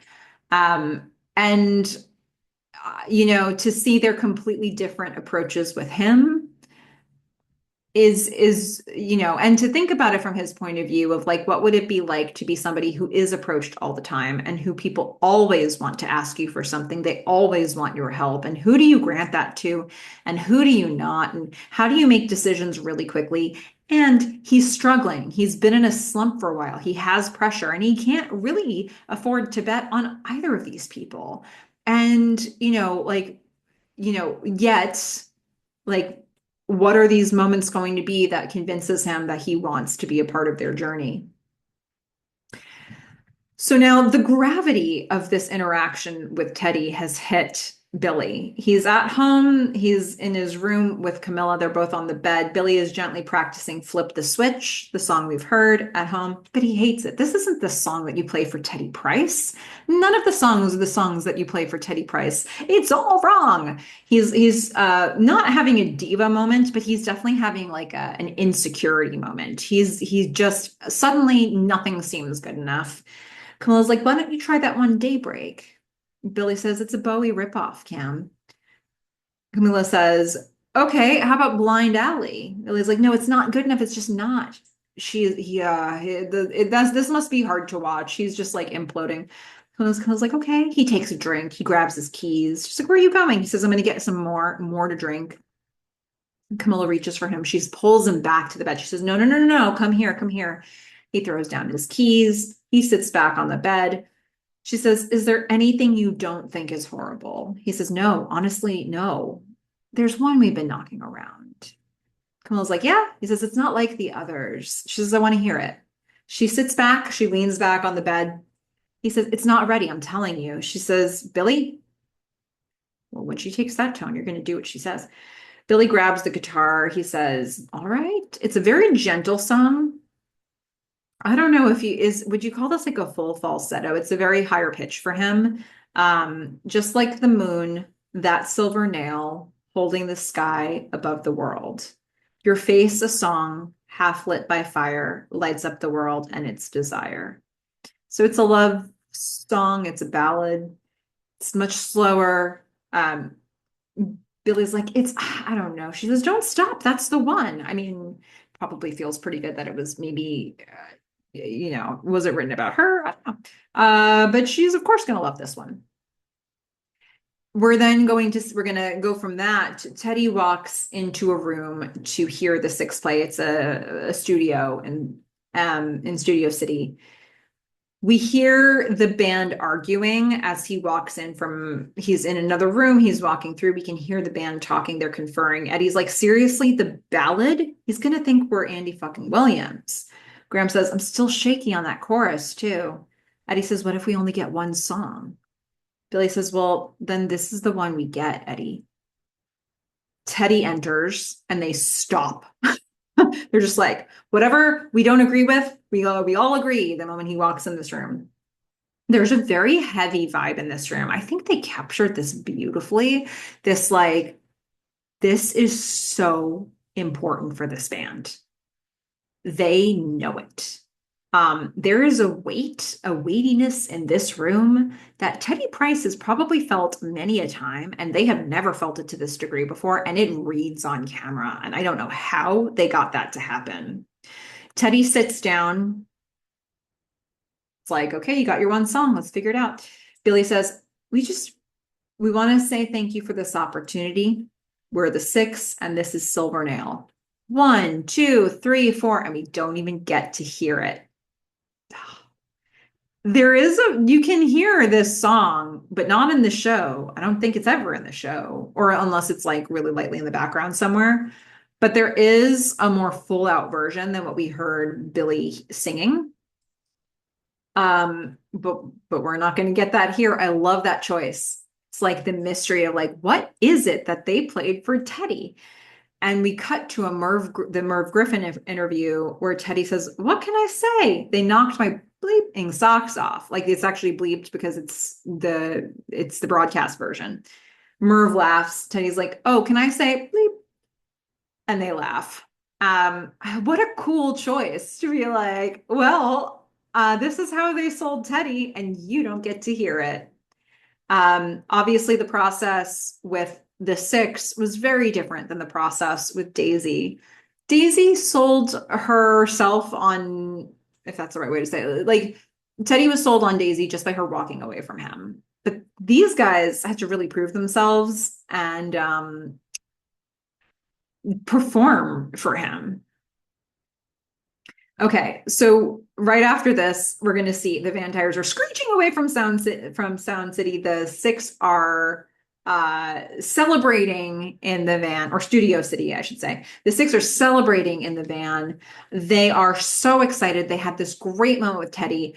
Like clearly, this was a situation where his world was rocked. They knew it. Like sometimes you think you had a great interview and it wasn't really a great interview. This time it looks like everybody had the same understanding of what happened in this room.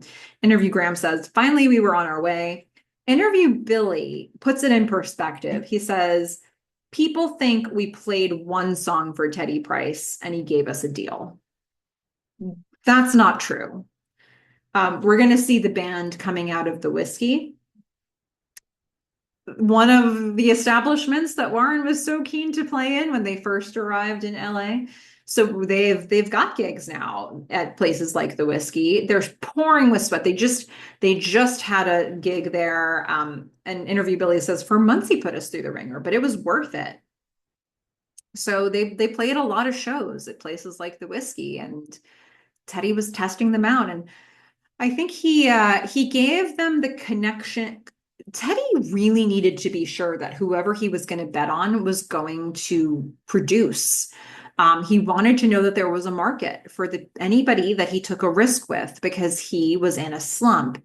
So maybe it wasn't so hard to get them into the Whiskey for Teddy, but it was going to be some proving ground required before he would have this conversation with them, which is what he has outside the Whiskey, where he says, "You sounded good tonight." Billy's like, "Yeah, good, but not great. I mean, my voice cracked during Flip the Switch. Eddie's chasing Warren on time every damn song." Billy lights a cigarette and Teddy's just chuckling, like, "I think these guys are ready. They're always going to question themselves, but I think they're ready." Billy's like, "What are you laughing at?" Teddy says, "I booked you into a studio next week," and the label agrees. "It's high time you kids cut an album." So he got this across the line. Billy smiles. He's like, "Shut up." Teddy's like, "No." Billy's like, "Shut up." Teddy says, It's true." He's like, "No, don't hug me," because Billy is so sweaty. It's so gross. Billy gives him a big sweaty hug anyway. Teddy's like, "Oh, you're wet." "Oh, Billy." Billy's like, "Are you serious?" Teddy's like, "Yes." And then Billy says to the band, he shouts to the band, "We're making an album." And then they're all sweaty. So they don't go in for a group hug, but they all kind of like dance around him in this like cool little, I don't know, it's I don't know. It feels like a weird tribal moment, but it's not. It's just this cute celebration where nobody wants to touch him. And he doesn't want to be touched. He's like, "No, be cool, be cool, be cool." So, he played the long game enough with this where he at least could get the studio to back him for another try at seeing if this, an album would sell. Okay, we're gonna go back to Daisy at Duke's coffee shop. She's clearing a table, and Teddy's sitting in a booth watching. He's been pursuing Daisy here. Daisy's like, "Are you stalking me now?" Teddy says, "Simone said I might find you here. I want to work with you." Daisy says, I've heard that from a lot of music producers, Teddy, and it wasn't always music that they were interested in." I think it's nice to have a comment. It's not nice, but I think it's important to have comments like this in this show because even, we're showing this time period and now, from a 2025 standpoint, we know this stuff was happening. But to see somebody who was living then being able to comment on it to somebody who's a really big deal in the music world and not even really caring about that because she doesn't trust him and she doesn't believe the things that he's saying because she's jaded from her experiences and he has to once again prove himself. He's like, "No, ask around. That's not me." He says, "Look, maybe I wasn't 100% clear with you at the Troubadour." He can see that she's going to take some convincing. He says, "Your songs, they aren't songs." She says, "Do you want to order something?" Like, she does not have time for this conversation. He says, I mean, you've got some great beginnings to him, but I'm always in the same place at the end as I am at the start." She nods. She's like, "Who are you to be giving me notes?" "I see," she says. Teddy says, "You just don't take me anywhere." Daisy says, "Well, maybe you don't know how to listen to him right. Did you think about that? Maybe I don't want my songs to fit in a box with a bow on it, Teddy." And Teddy says, "Well, maybe you're right." And he throws some money on the table. She's like, "What's that for?" Because he hasn't ordered anything. She hasn't served him anything. He says, "For your time." She watches him get up. She's clearing another table and he puts money in the jukebox. He picks a song. He says, "By the way, this is a song." And the song he's chosen is "Son of a Preacher Man" by Dusty Springfield. Once again, I think, I imagine for most people in their lives, even if you get to a place in your life where you're a big shot, there was a time when you were hungry and pitching to people. And maybe once you get to that point where you have a lot of success, those moments of pitching to somebody are fewer and further between. Maybe your work speaks for you, your reputation speaks for you, your network speaks for you. Teddy's had all that going for himself for a really long time. He's pretty out of practice with trying to pitch to somebody and explain to them why they should work with him, especially artists. Sure, he still has to justify his job day to day to the people that he reports to. But to the artists who work with him, they're usually tripping over themselves to get to him. And in this situation, it's just so funny to see how rusty he is at like trying to say to somebody, "No, here's what I bring to the table for you." It should be simple, right? He knows what he can do for them. But Daisy's just like, I don't get it. "I don't need you." He's like, "What do I even say to this?" Um, it catches him off balance, and I love that for these two characters. Um, so now you know that he did get her attention this time around because, first of all, Interview Daisy says if Teddy saw something in you, he just wouldn't let it go. And then we're going to see this short scene of Daisy having sex with somebody. But the song "Son of a Preacher Man" is playing all through this. So that none of this has left her brain yet. And she's like on top and she's just sort of like rocking back and forth, but she is mouthing lyrics. She's working on lyrics to a song. And it's like she's been prompted by something Teddy said to her. I also think it's kind of interesting. I mean, if you know the lyrics to "Son of a Preacher Man," really just the name, Billy Ray was a preacher's son, and when his daddy would visit, he'd come along. When they'd gather around and start talking, that's when Billy would. There's a character named Billy here, and Teddy played a song for her that has a Billy in it. I don't know. I think it's an interesting choice. Maybe it's a little on the nose, but it kind of primes her a little bit. Um, the guy that she's actively having sex with, he's like, "Do you want to try a different position?" She says, "Yeah, actually." She just gets off of him and she grabs her journal and starts writing lyrics in it. They are done. The guy is mystified. This has to be a big blow to the self-confidence.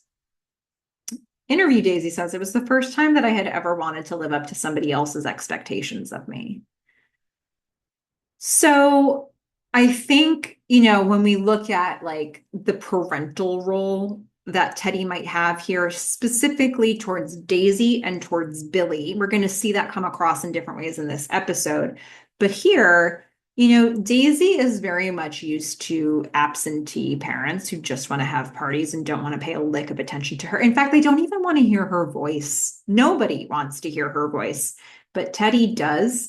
And he wants her to push herself to tell more of a story. He's like, you've got fragments of ideas, but I not only want to hear you, I want you to make me feel something. This is a level of,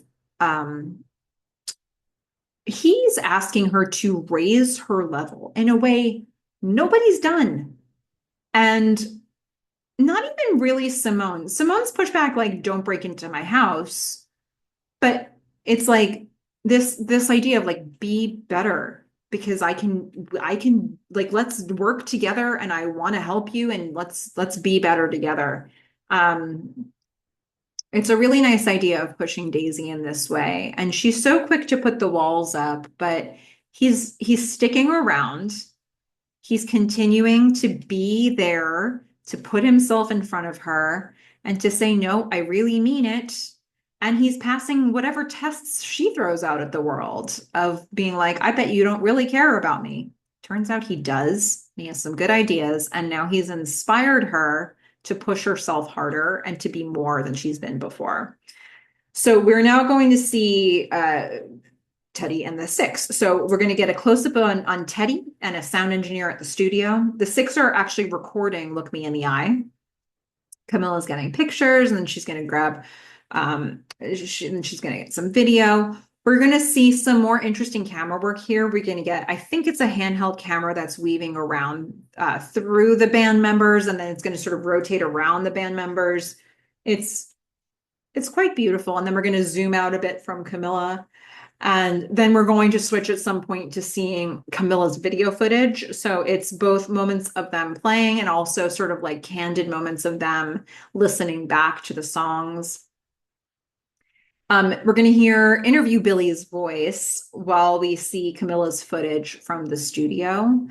And he's saying everything had gone so slowly. And then suddenly it was all just happening so fast. We recorded our album in 6 days, had 2 weeks off, and then it was time to hit the road. Can you imagine? Like, I'm sure most of us have felt something like this before. It's like the hurry up and wait. You sit around forever. You're waiting for something to happen, and then it's just done. And 6 days to record a whole album that they had kind of been working on their whole lives in a way. And certainly over that 8 or 9 months when they were playing regular sets at McNasty's or Filthy's. So it's really fast. It's a fast transition. And now they've been sort of pushed out of the nest and into the world. It's time to hit the road. So we're going to see Billy. He's packing up in his bedroom at home. Camilla's sitting very quietly on the bed. She obviously has this energy of like, I need to tell Billy something. But Billy is really focused on packing things up because I guess they're going on tour. Billy's saying to her, by the time we get back, I'll have enough money to buy us our own place. You can see Camilla starting to say something, but she can't seem to break in. He's not looking at her. He says, maybe further up the hill or the beach. I think we could do the beach. Camilla just tearfully puts it out there. She says, Billy, I'm pregnant. Billy looks up from packing. That got his attention. Camilla says, I've been wanting to tell you, but there's never really a right time for this kind of stuff, is there? His hands go straight to his hips. It's like, ooh, that's not the body language you want, maybe. Camilla says, and between the rehearsals and the album, you're going on a tour now. And Billy says, like, Camilla says, no. She puts her hand on her heart. She's like, I don't even know what you want. Like, it's such an honest, like, vulnerable moment for her. And he can I think the moment she puts her hand on her heart, it softens the energy that had him putting his hands on his hips. She says, we never talked about this, you and I. We never once talked about this. What the hell are we going to do? I don't even know what you want. He has this face of needing to reassure her. He says, I know what we're going to do. And then Interview, Camilla says, we got married that night. We're going to see the wedding reception in their backyard. Camilla and Billy, they're posing for a photo, sort of. They're kissing each other. Warren's taking a photo, except the lens cap is on. It's a mess.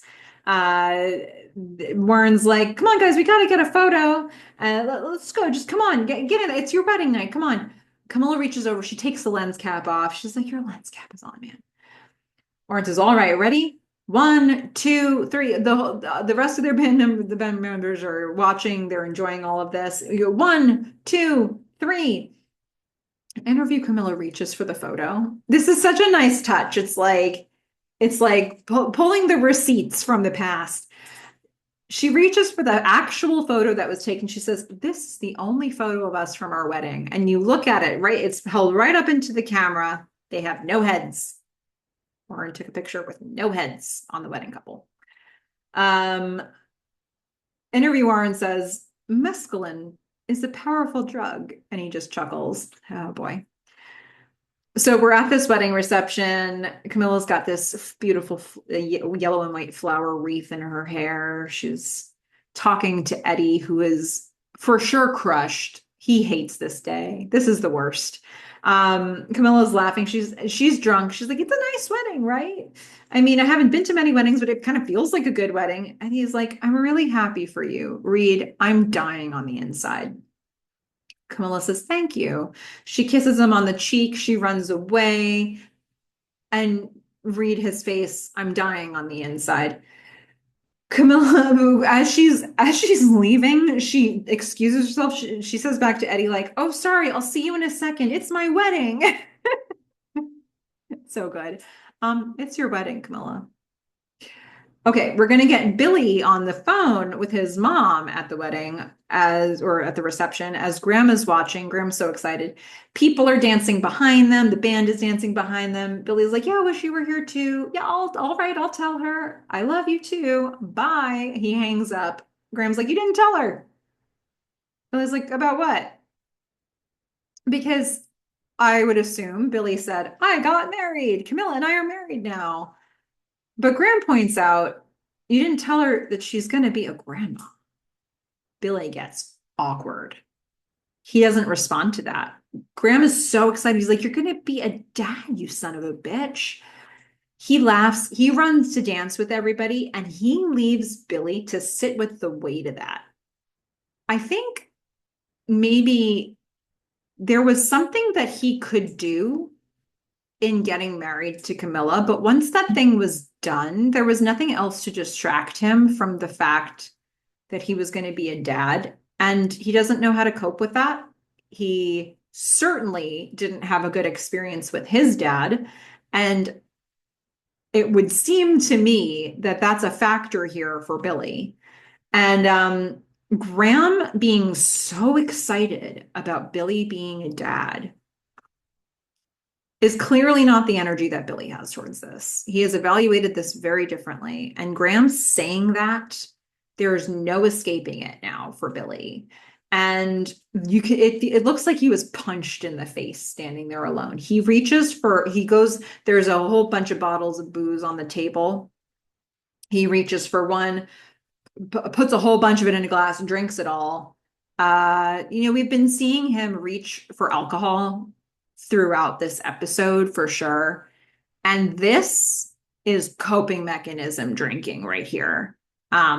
This is like, well, we know what he's escaping because it just was said directly, in the dialogue. And, I think the whole idea of fatherhood is a real mess for him. The interviewer says, what do you remember about the tour? And we watch a series of the band members just not knowing what to say. Graham, Karen, Warren, Eddie, in their interviews, they all give awkward looks. Eddie sighs. And interview Billy says, it was a long time ago. Camilla, in her interview, says, I remember everything. This is a really interesting sequence we get here. A sequence of Camilla trying to talk with Billy while he's on tour at various different stages of the tour. Phone rings. Camilla runs so excited. She picks up the phone at home in a nightgown. this is the time that we know that she was called. So probably very early in the tour. Camilla's like, hello. Billy draws, hey, baby. Camilla beams, hi, hi. He's sort of moaning in a weird way. Camilla's like, where are you? Billy's drunk. He says, we're in Phoenix. Everyone's asleep. Camilla looks at the clock. She's like, why? What time is it? What are you doing up so early? We're going to get another call. She's sitting in a rocking chair this time. So it's like a continuation of the call, but she's in a totally different location. So time is passing. And through this sequence, she's continuing to show more and more. Billy says, I know I was supposed to call yesterday. I couldn't get to a phone. Camilla chuckles. She's like, baby, you did call me. Don't you remember? He says, did I? She says, yeah. He says, I'm so sorry. She says, it's fine. It's fine. Billy says, I don't know what's going on. She says, we just miss you is all. She chuckles a little bit. He's like, we? Who's we? Camilla says, me and the baby. Like with, of course, in her voice. Of course, me and the baby. She gets no response. Camilla's like, Billy? We're going to see Camilla making a call. She's holding the album of the Six in her hand. She's so excited. She's calling. The phone is ringing. The phone is ringing. The phone is ringing. No answer. We are then going to hear the phone still ringing, but we cut to the future where she's now making another call, sitting in the rocking chair that she was in earlier, but facing away from the camera, looking kind of solemn. This time she's not moving. She doesn't have bouncy energy about her. She's just sort of rubbing her belly. And she's not smiling. This is wearing on her. She's made at least one call where nobody even answered. And so now she calls and Karen picks up. She says, hello. Camilla says, Karen, hi, it's me. Is Billy there? Karen pauses. She says, no, I'm not sure where he is. Camilla gets very serious. She says, is everything okay, Karen? Karen says, Camilla, listen, I've got to run. She hangs up. Camilla knows that it's time to solve this. Like there's a big problem here. And Karen is a really direct person, and Camilla's a really direct person. So Karen either wants to answer her directly or hang up the phone. And what's the least painful option there, really? Camilla knows what it means. She can read this. Camilla's going to show up at the motel that the band is in whatever city they're supposed to be in right now. She knocks on the door of Billy's motel room. She doesn't get an answer. And so she's going to start walking away from the motel. She's trying to figure out what to do next. She sees Eddie and Graham approaching and they freeze. And you can see Eddie is a little bit ahead of Graham, and Eddie's sort of like walking towards her, trying to like smooth the situation over. But Graham can't stop looking at the van. And it's very like, that like, oh, there's somebody here, or like there's this like, oh, there's something that she shouldn't find out feeling that's come over him. And Camilla can see that, and she starts walking briskly to the van. Graham's like, Camilla, wait, just wait. Listen to me. He goes to stop her. She gruffly shouts, get off, and she pushes him off of her. She opens the door of the van and finds Billy, and they're having a threesome with some groupies. And Billy's like, shit. The groupie's like, who's that? And Camilla like just walks away from this. She looks at Eddie and Graham. She says, you've been covering for him this whole time. She shoves Eddie twice. She gives him a like, fuck you, shoves him twice energy. She walks off. Billy is stumbling out of the van. He's a mess. I mean, we've heard his voice on these phone calls and it doesn't sound good, but this is where he's at. It's brutal. Billy's walks after her Cammy. He's yelling at the guys, what did you do? Like they didn't do anything. But Camilla's saying to Eddie and Graham, you've been covering for him this whole time. Yeah, like it would have been nice if anybody had clued her in. I can appreciate feeling betrayed by this, by the whole group, but also there is a little bit of displacement here happening because, like Billy's not even with it for her to be angry with him right now. Like, yeah, how much would he even register if she'd let him have it? But I can also appreciate feeling like, you're friends with these people, you've known these people, um, and none of them could clue her into this. I don't know. I don't know. If it were me, I think if I were in Camilla's position, I would want one of the band members to have told me, to be honest. Um, I know that there's the whole dispute. Do you get involved? Do you not get involved? I don't know. Where do you weigh in on that? What should the band have done? For me, tell me. And be gentle about it, as gentle as you can. Um, okay, so we're gonna get interview Eddie saying, I mean, it broke my heart what he did to her. Some people just don't know how lucky they are. Yeah. I mean, Eddie Eddie loves Camilla too. Like he doesn't want this for her. We're in this motel room. Billy's showering. Cammy is crying, sitting on the bed. Billy gets out of the shower. He's so serious. He doesn't want to deal with it though. He can't even look at her. He goes to this like nightstand or dresser and he snorts cocaine. Uh, and she's like, what the actual? She goes over to him. She's disgusted. She pushes him up against a wall and she grabs him by the shirt. And here's what Camilla says to Billy. What the fuck do you think you're doing, Billy? What the fuck is wrong with you? She slaps him. He can't even look her in the eye. She says, if you think that I'm going to let you ruin our life, my life, I don't give a fuck what you do until this baby comes out. But when it does, you're going to show up for me. She grabs his face. She says, well, look at me. And he does. She says, you're going to show up for me, for this child, and you're going to keep showing up for the rest of your goddamn life. Do you understand? Do you understand? And he nods. She gives him a little slap. She says, clean yourself up. And she leaves, and he has tears in his eyes. I'm going to ask a question about this scene later because I'm interested to get people's feedback on it. So I'm debating how much to actually say about it here. I think I'll say more about it later, but I just think, look, she's so angry and she's justifiably angry. Like it's fair. He is in the act of abandoning her in as many ways as he can think to do it. I mean, name two more ways. Like it's just she's feeling alone. This is their first kid. Her whole support system is on tour right now without her.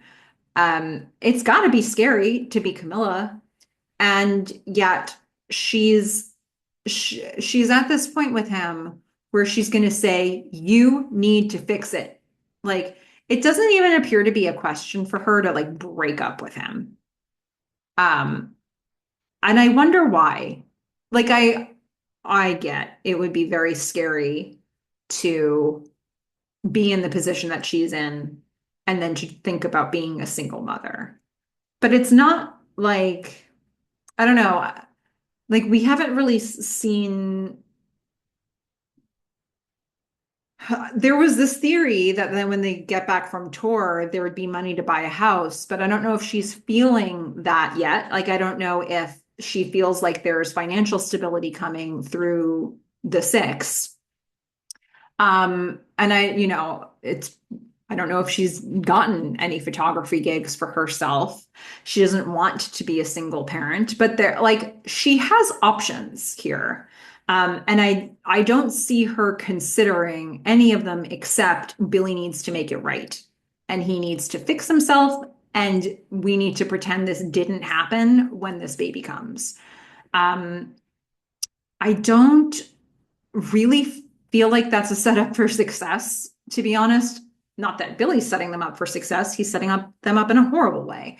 But I want to unpack this a little bit more because I have a question about this scene, and I'm also trying to, think about how not to be spoilery with it.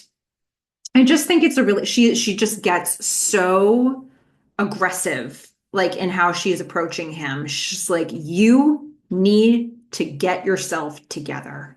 That's it. No other options. And he just like agrees. But he doesn't know the first thing about how to do that.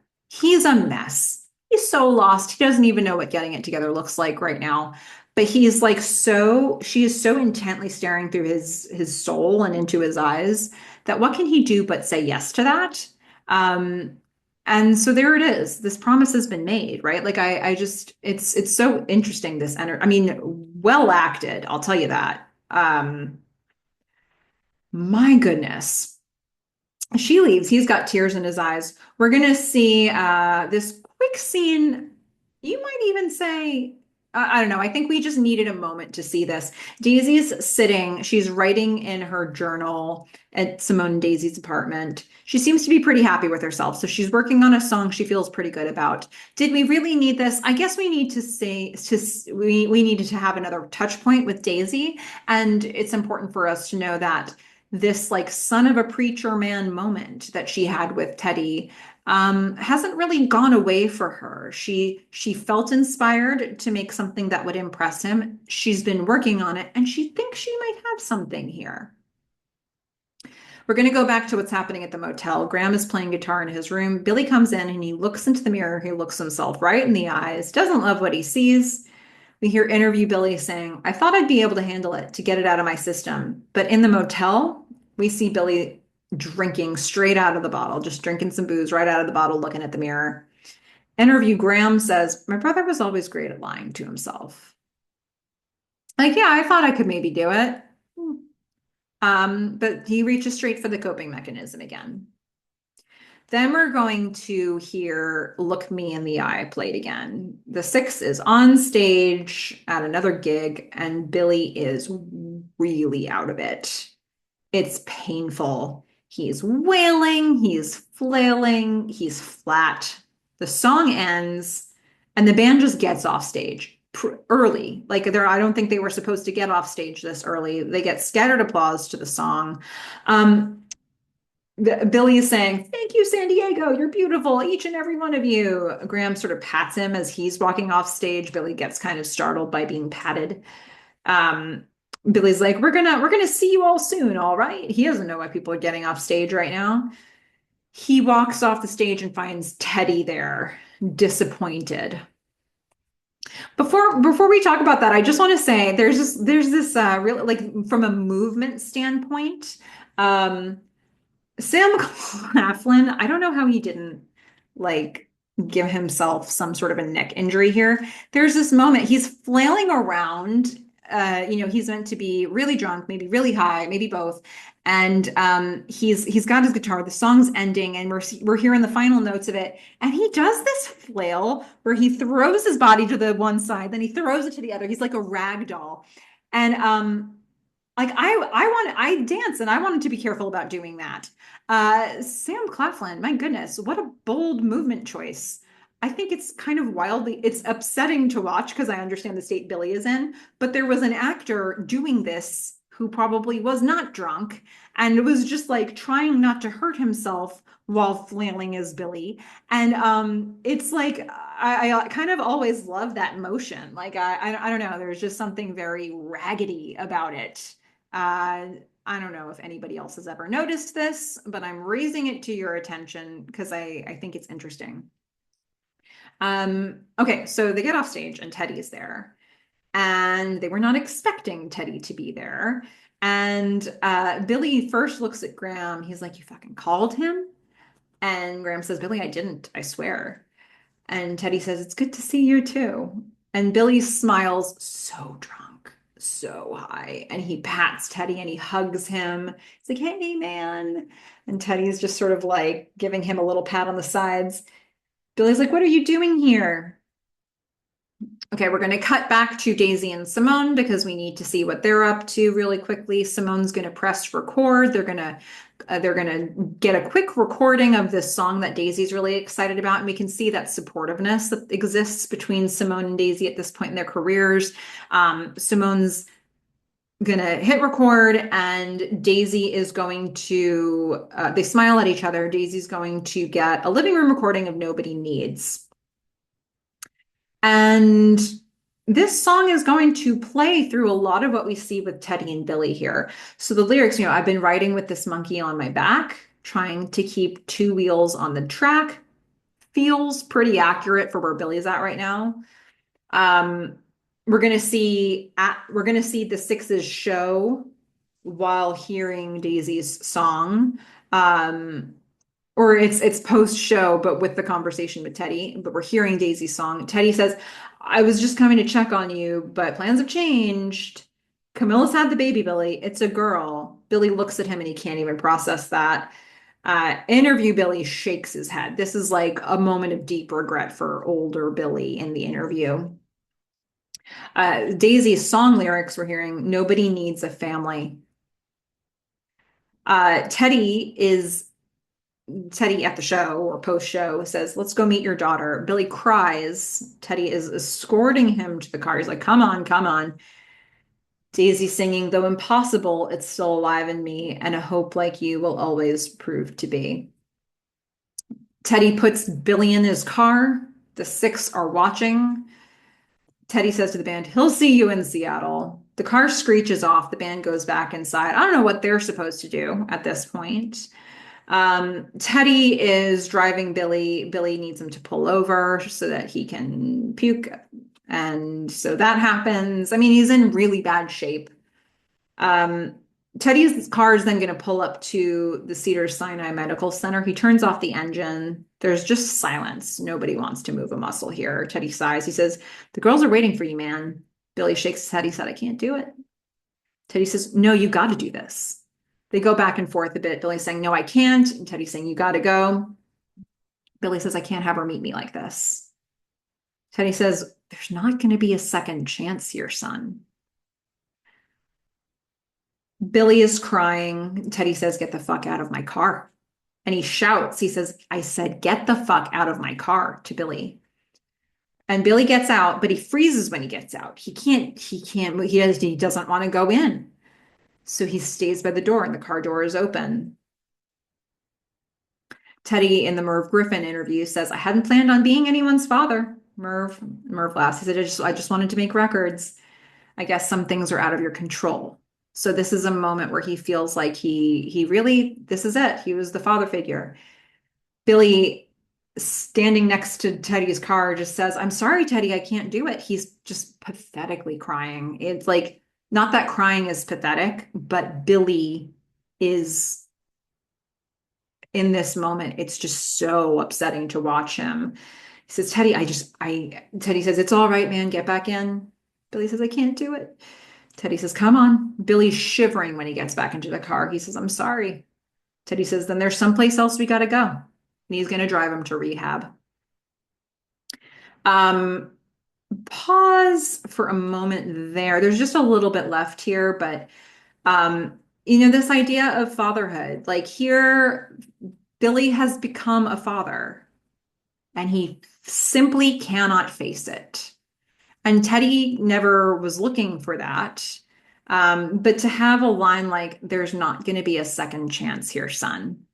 It's this fatherly advice moment, and he's also using the word son, and he's able to say to this kid, like to this man, this young man, he's able to say to him, "You're gonna regret this." Like that's the spirit of what he's saying. And it's like, you're gonna hate that this happened. You don't get this back.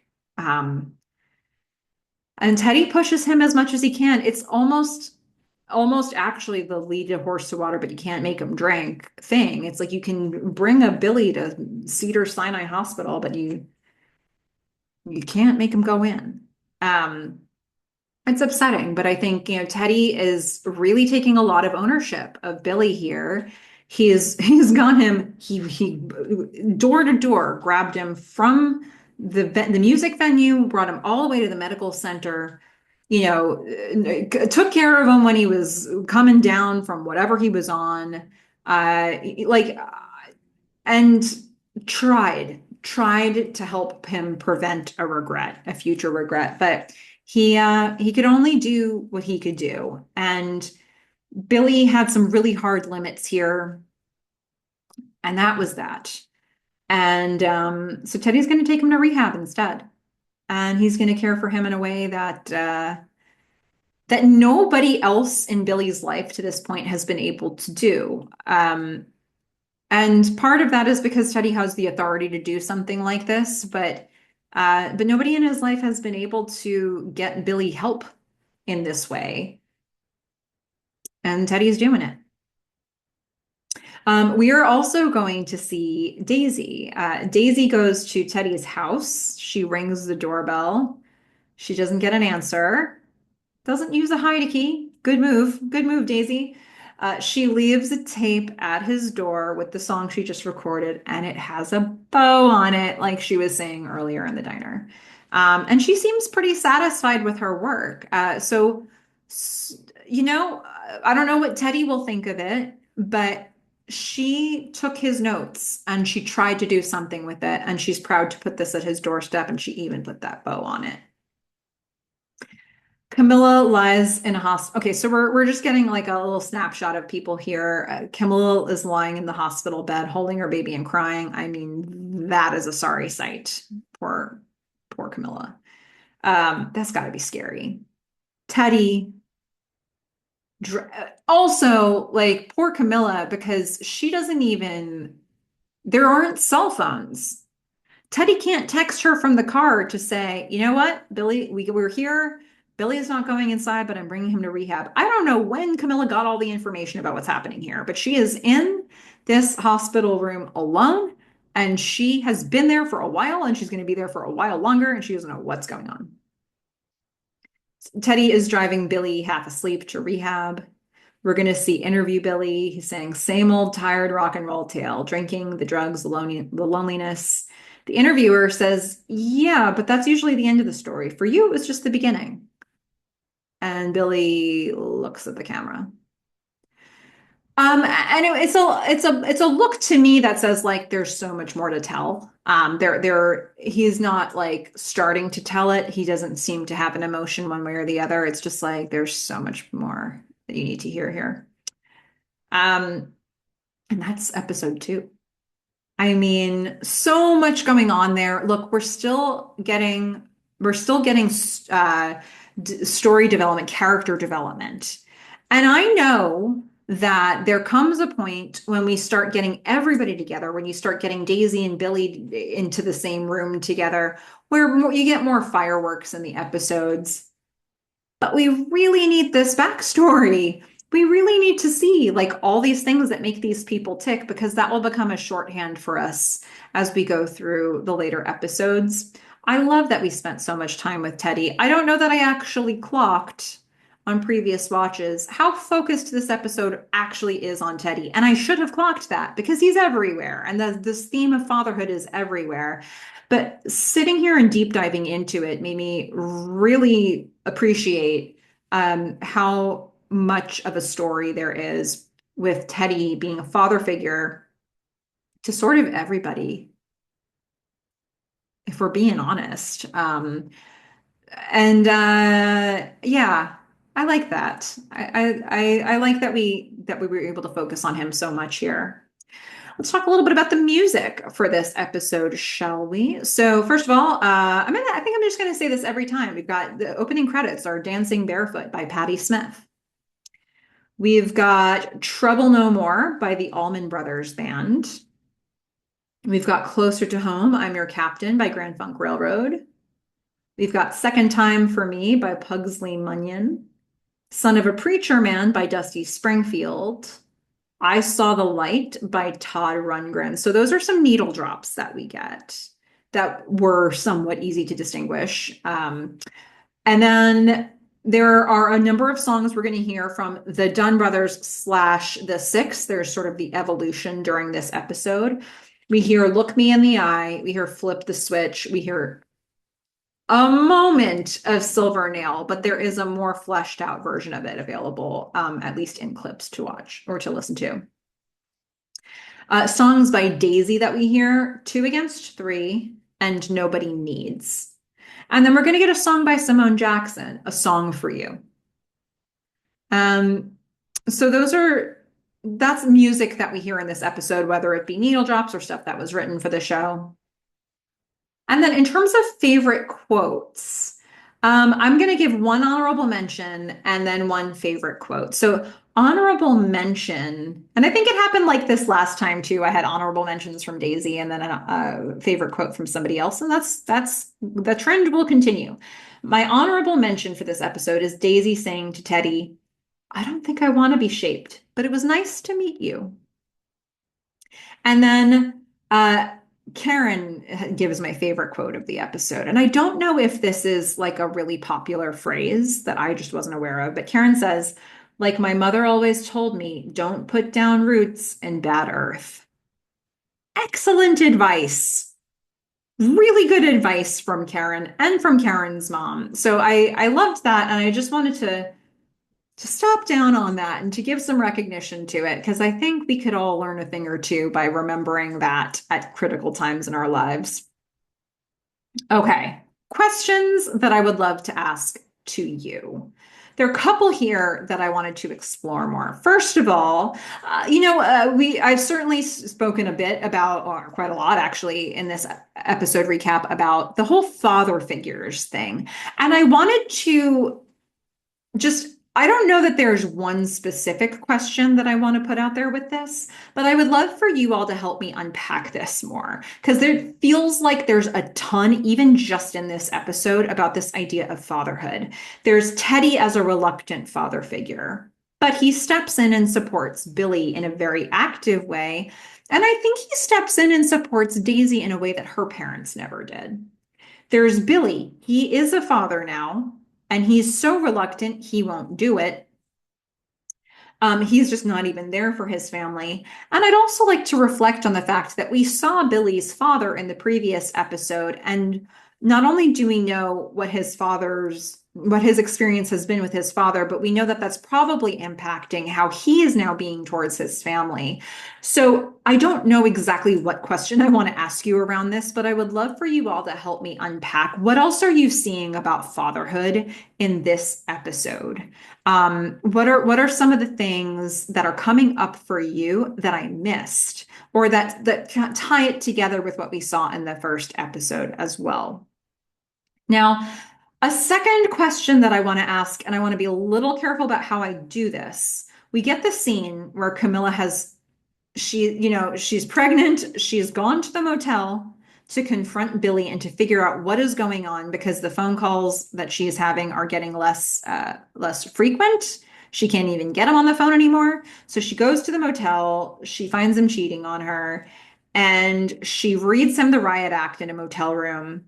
And she insists, like, you know what? I don't care what you do between now and when the baby comes, but when the baby comes, you're going to show up for us. You're going to show up for me. You're going to show up for the baby. You're going to show up every day of your goddamn life, is what she says.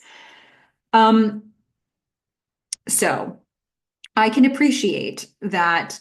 I would be angry. I'd be angry if I were in Camilla's position. I would be hurt. I wouldn't trust Billy. I wouldn't know what to do with myself, really. Um, Billy is self-sabotaging in about as many ways as you can think to do it. He's coping in all the wrong ways, in all the most harmful ways to himself. That's what's happening. So he is messing up. Camilla has the reaction she has. She throws him up against the wall. She grabs him by the shirt. She slaps him in the face a couple times, and she says, "You are going to show up for us." She doesn't. She doesn't ever seem to debate whether they will stay together here. She just insists that he will right the ship. So, without getting too spoilery, and if you want to get spoilery, just start with spoiler in your comments. But I guess my question is here to say to Billy, whatever happens between now and when this baby comes, you're going to be world's greatest dad. Like, you're showing up for us, you're going to be there. We'll be able to count on you. Does that automatically mean that he has to compartmentalize with her? I think that there's going to be a dynamic set up with Camilla. And I don't know if it happens because she's approaching this way, But I do think there will come a point in their relationship where he's finding that he can't really like reveal this side of himself to her, but it doesn't mean this side of him is gone. Addiction, I haven't had experience with dealing with people's addictions in my life. Or at least not drug or alcohol, right? So my understanding is that it's a factor for you forever if it's a factor for you today. And like for whoever the addict is, they will be dealing with this day to day for the rest of their lives. So to say to him, you're going to show up for us and you're going to be the man we can count on, is there space for him to like realistically do what he has to do to deal with addiction? Um, and is that something they even had language for at the time? So I don't know. I just want to get people's thoughts on that because I don't know what I don't know in terms of addiction. I only know what I think I know about addiction. I get that there's a lot of gaps in there. And I don't at all blame Camilla for approaching this the way that she does. But I do think that we will see a certain amount of compartmentalizing from Billy as we go through this series. And I don't know if there was any other way for this relationship to manifest for them, or if this is a critical moment where she helped steer in that direction. I'm just really curious, like what what even could she have done here?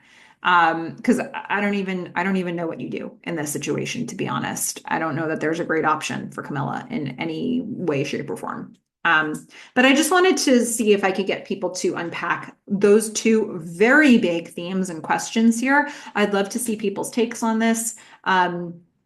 Understanding, look, I don't want anybody to reveal overly sensitive information about themselves if they don't feel comfortable with that. But I do think this is a really interesting point where there's more to learn in this storyline than I have to share. So I wanted to put that out there for all of you and to get you thinking about this. And next time we are going to talk about the third episode. I mean, we're going right through here. And I can't wait to dig into that one with you. So that's it for today. And until next time, everybody, don't be the muse, be the somebody.